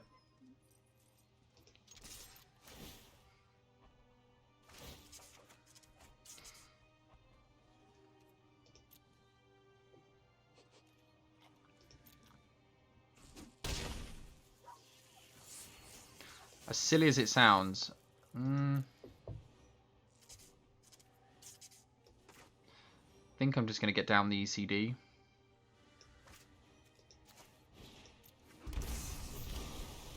This might be just completely insane, but I want to get down this ECD, I think.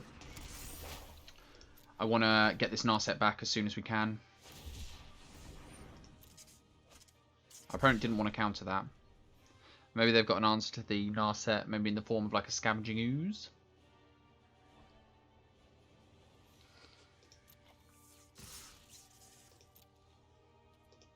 Fortunately, we're only taking like 1 of these lands, but we're putting our opponent in a position where they have to answer either the ECD, the Narset, the Memory, or the Dream Trawler.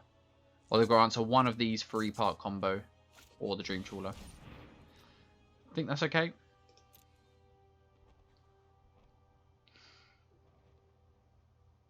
So, double removal spell here answers the Dream Trawler. Just going for a big Hydroid Krasis again.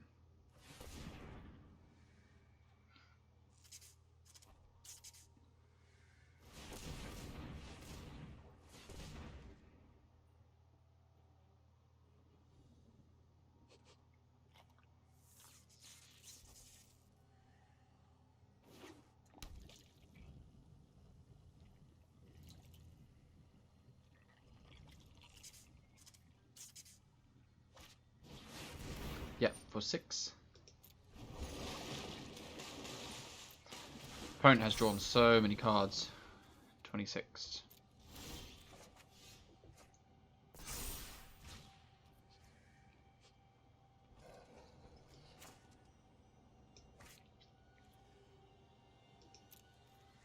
So we're just going to attack here. And we're going to hedge our bets on this. I guess we can stop this Hydroid Crisis now.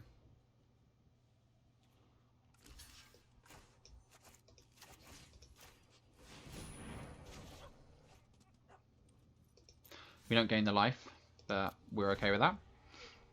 Both back at our starting life totals after turn like 20.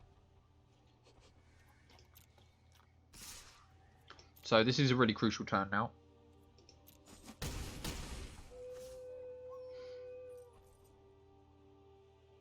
Really want our opponent just to tap down for a Hydroid Crisis. That would be absolutely fantastic if they did that.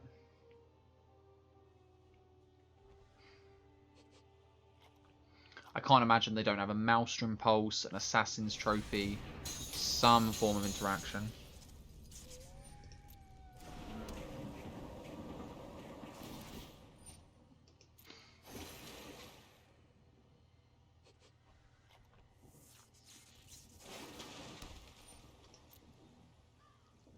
Opponent's got to be able to see what's coming.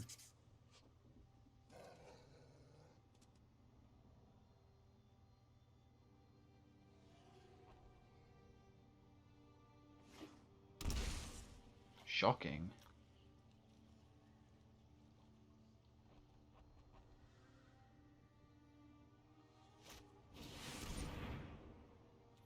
Okay, this might put us in a really good position actually.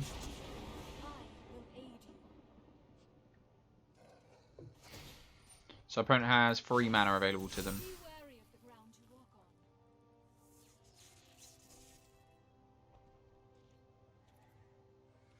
No point in making a token, may as well hold up mana. Okay, so here we go.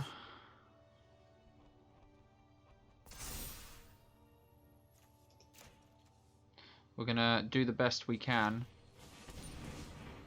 Oh, so our opponent's just tapping down. So our opponent didn't have an answer to this. No answer to ECD or Narset.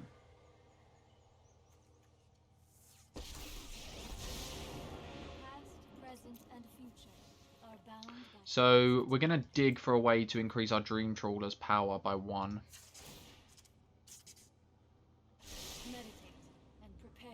Unfortunately, no way. So Nissa shall survive. But it's going to survive on 1 loyalty.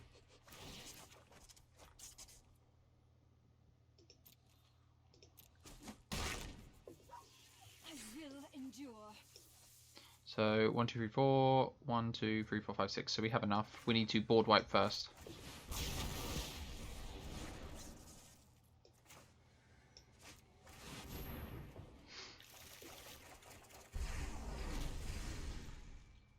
So because our opponent growth spiraled, they only get the no cards out of that deal. So our opponent has the Nissa. You did not top deck. Well, even if they top decked a Hydroid Crisis, it's fine. But that would be insane. Oh, I hope they haven't. Maybe it's like Ugin? Ulamog? Your 1 card.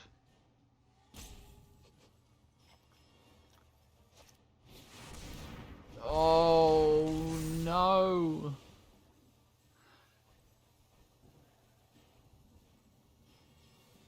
Okay, at least our Narset gets to survive, and we get to wipe away the board, ECD the Nissa, and there we go. We might be able to stabilize from there.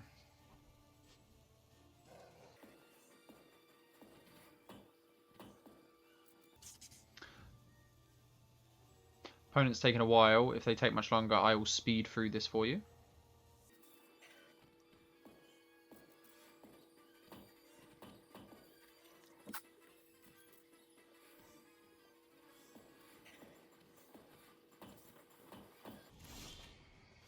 Okay, so our opponent took a really long time to do that, and it's hard to put that down to Salt, because they did forget to activate their Nissa, but at the same time, like, what are you going to do? So we're going to leave Narset on 4 loyalty in case they top deck a Nissa. How much mana do we have available? 10 mana. So we get to 5, 9. So we don't quite get to do everything we want. But I guess beggars can't be choosers. Fight on without me. Maybe it's worth activating actually.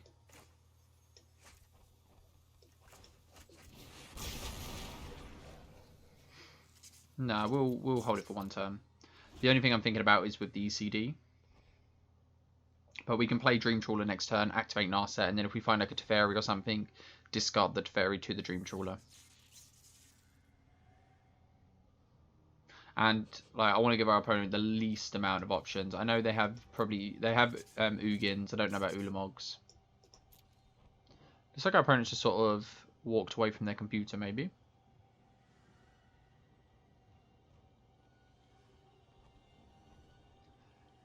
Again, if our opponent takes ages, I shall skip through this for you guys. No need for you to have to watch this.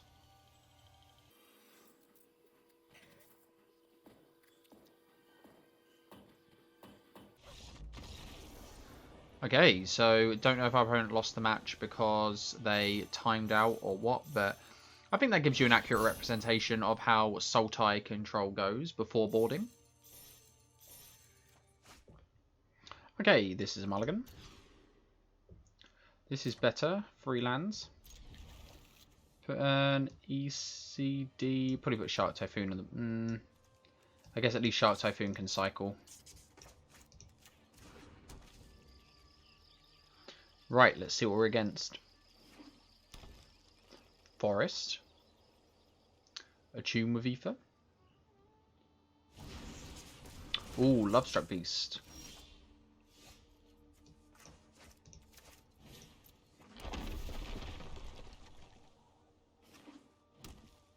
So maybe just mono green. Gonna really hoping our board wipes for mono green. So just gonna cycle Shark Typhoon here, and if our opponent just plays the Lovestruck Beast, we're gonna block this 1/1.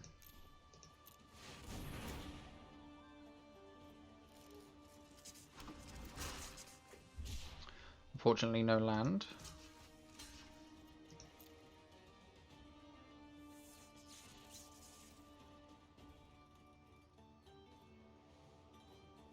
Torrential Gearhulk's going to be pretty poor with the Scavenging Ooze about.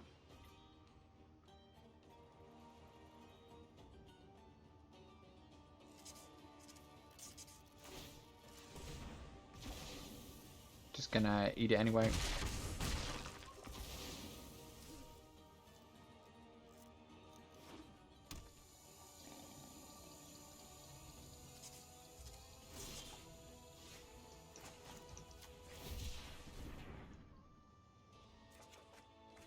Ooh, fortunately we found land.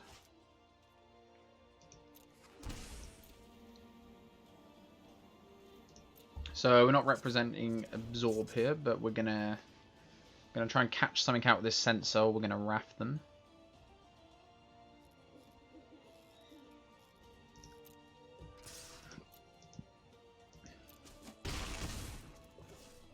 Good to see Heroic Intervention here.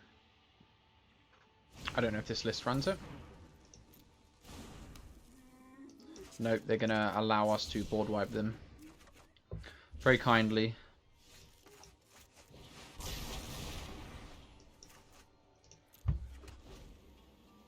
Okay, so I think that's allowed us to catch up. Hoping that our opponent just like taps down for 1 threat here. Nope, going to lay 2. Doesn't allow us to get an active Planeswalker down.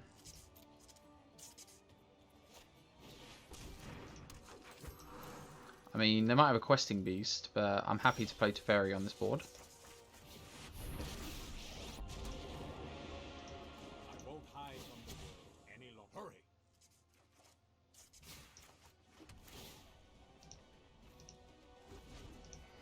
So, Torrential, its only target is a Sensor at the moment, not the best target. So could look at a Narset next turn and then maybe dig for a board wipe. Or like, we've already gone past, we've gone past one Shark Typhoon. Oh, nice. Or we could just naturally draw the board wipe.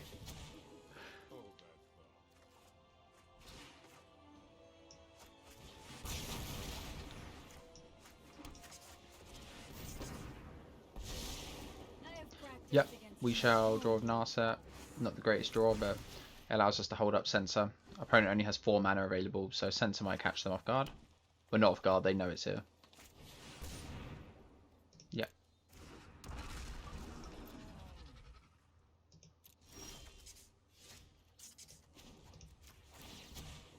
Keep up the pace.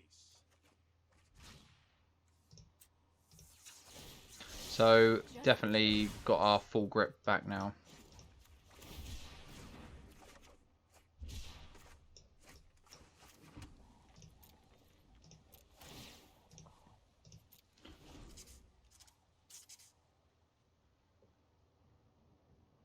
Should be able to close the gap pretty fast.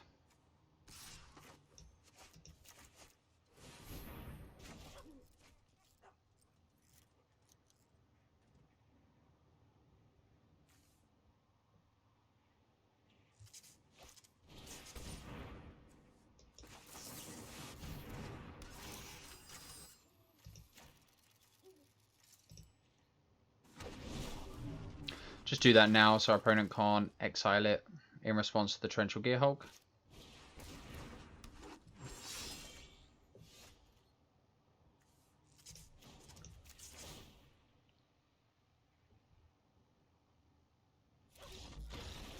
Yep, Teferi innate loyalty. Pretty scary. So against mono green. ECD is not going to be too good. Settle's going to be better. I can see Gideon being good. Maybe. Seal Away is going to be good. Probably Tail's End's not going to be great. Okay, mono green. I think we're going to keep this. We've got a Wrath. This is a controversial hand since if our opponent has an incredibly fast start, then we could be knocked out rather fast. I'm going to cycle this. With both of our plays being turn 4, probably need to find something sooner. If our opponent's too fast, this Wrath might not be good enough, but turn 4 board wipe. Can you beat it, opponent? It's one of them games. Opponent looks like they're setting up quite a bit. So opponent's going a little bit slow, maybe.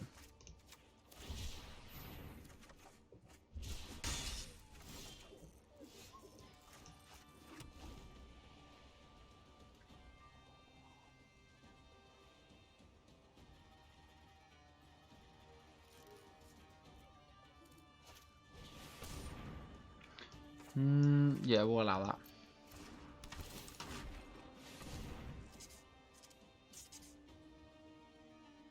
I'll stop this Lovestruck Beast when they cast this. Or not. With the Arcbow at my side, I can't lose a fight. Okay, so we're taking some big damage now. We're fit enough to survive. So next turn we're taking, say, 5, 6, 7, 8, 9. Fall into 8, fall into 9. So we're going to fall to 7 to hold up Absorb.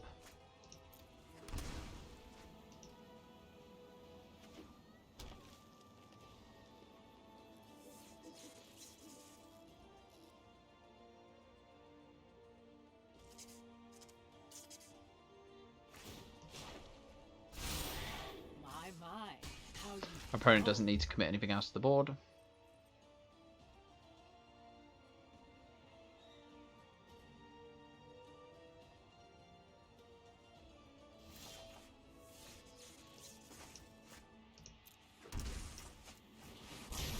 So opponent's probably pretty confident Questing Beast will kill us. We could have played, if Questing Beast kills us here, we could have played around that by just not shocking ourselves on the last turn.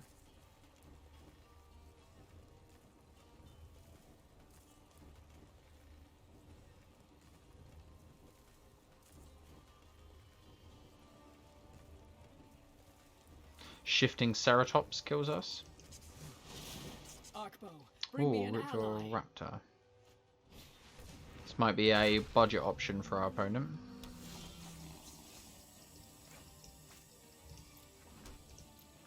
So we're on Essence Scatter, Warden, or Warrant.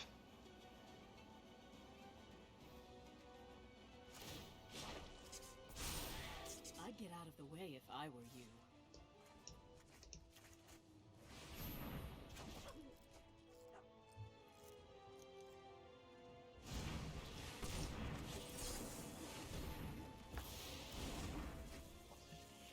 So we know our opponent's drawing next turn as well, and we can handle it.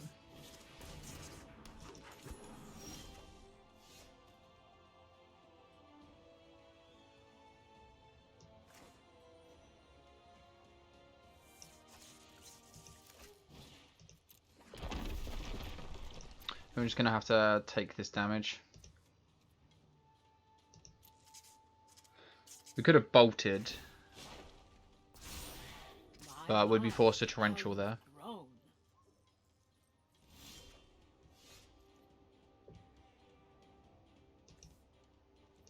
So we're gonna Torrential. Torrential can ambush this and we'll create a token.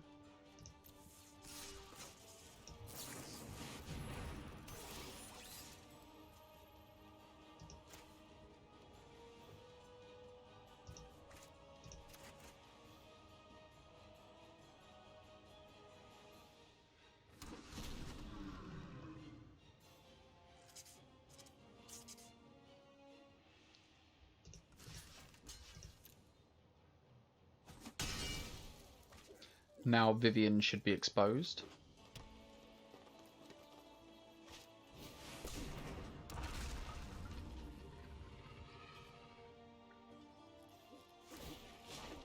Feel in a good position from here. Stomping time.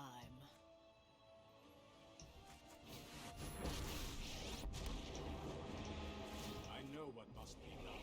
Let's take it back a step. And hopefully that's game. I'll return with larger predators. There we have it. Mono green, maybe a slightly budget option, but mono green nonetheless.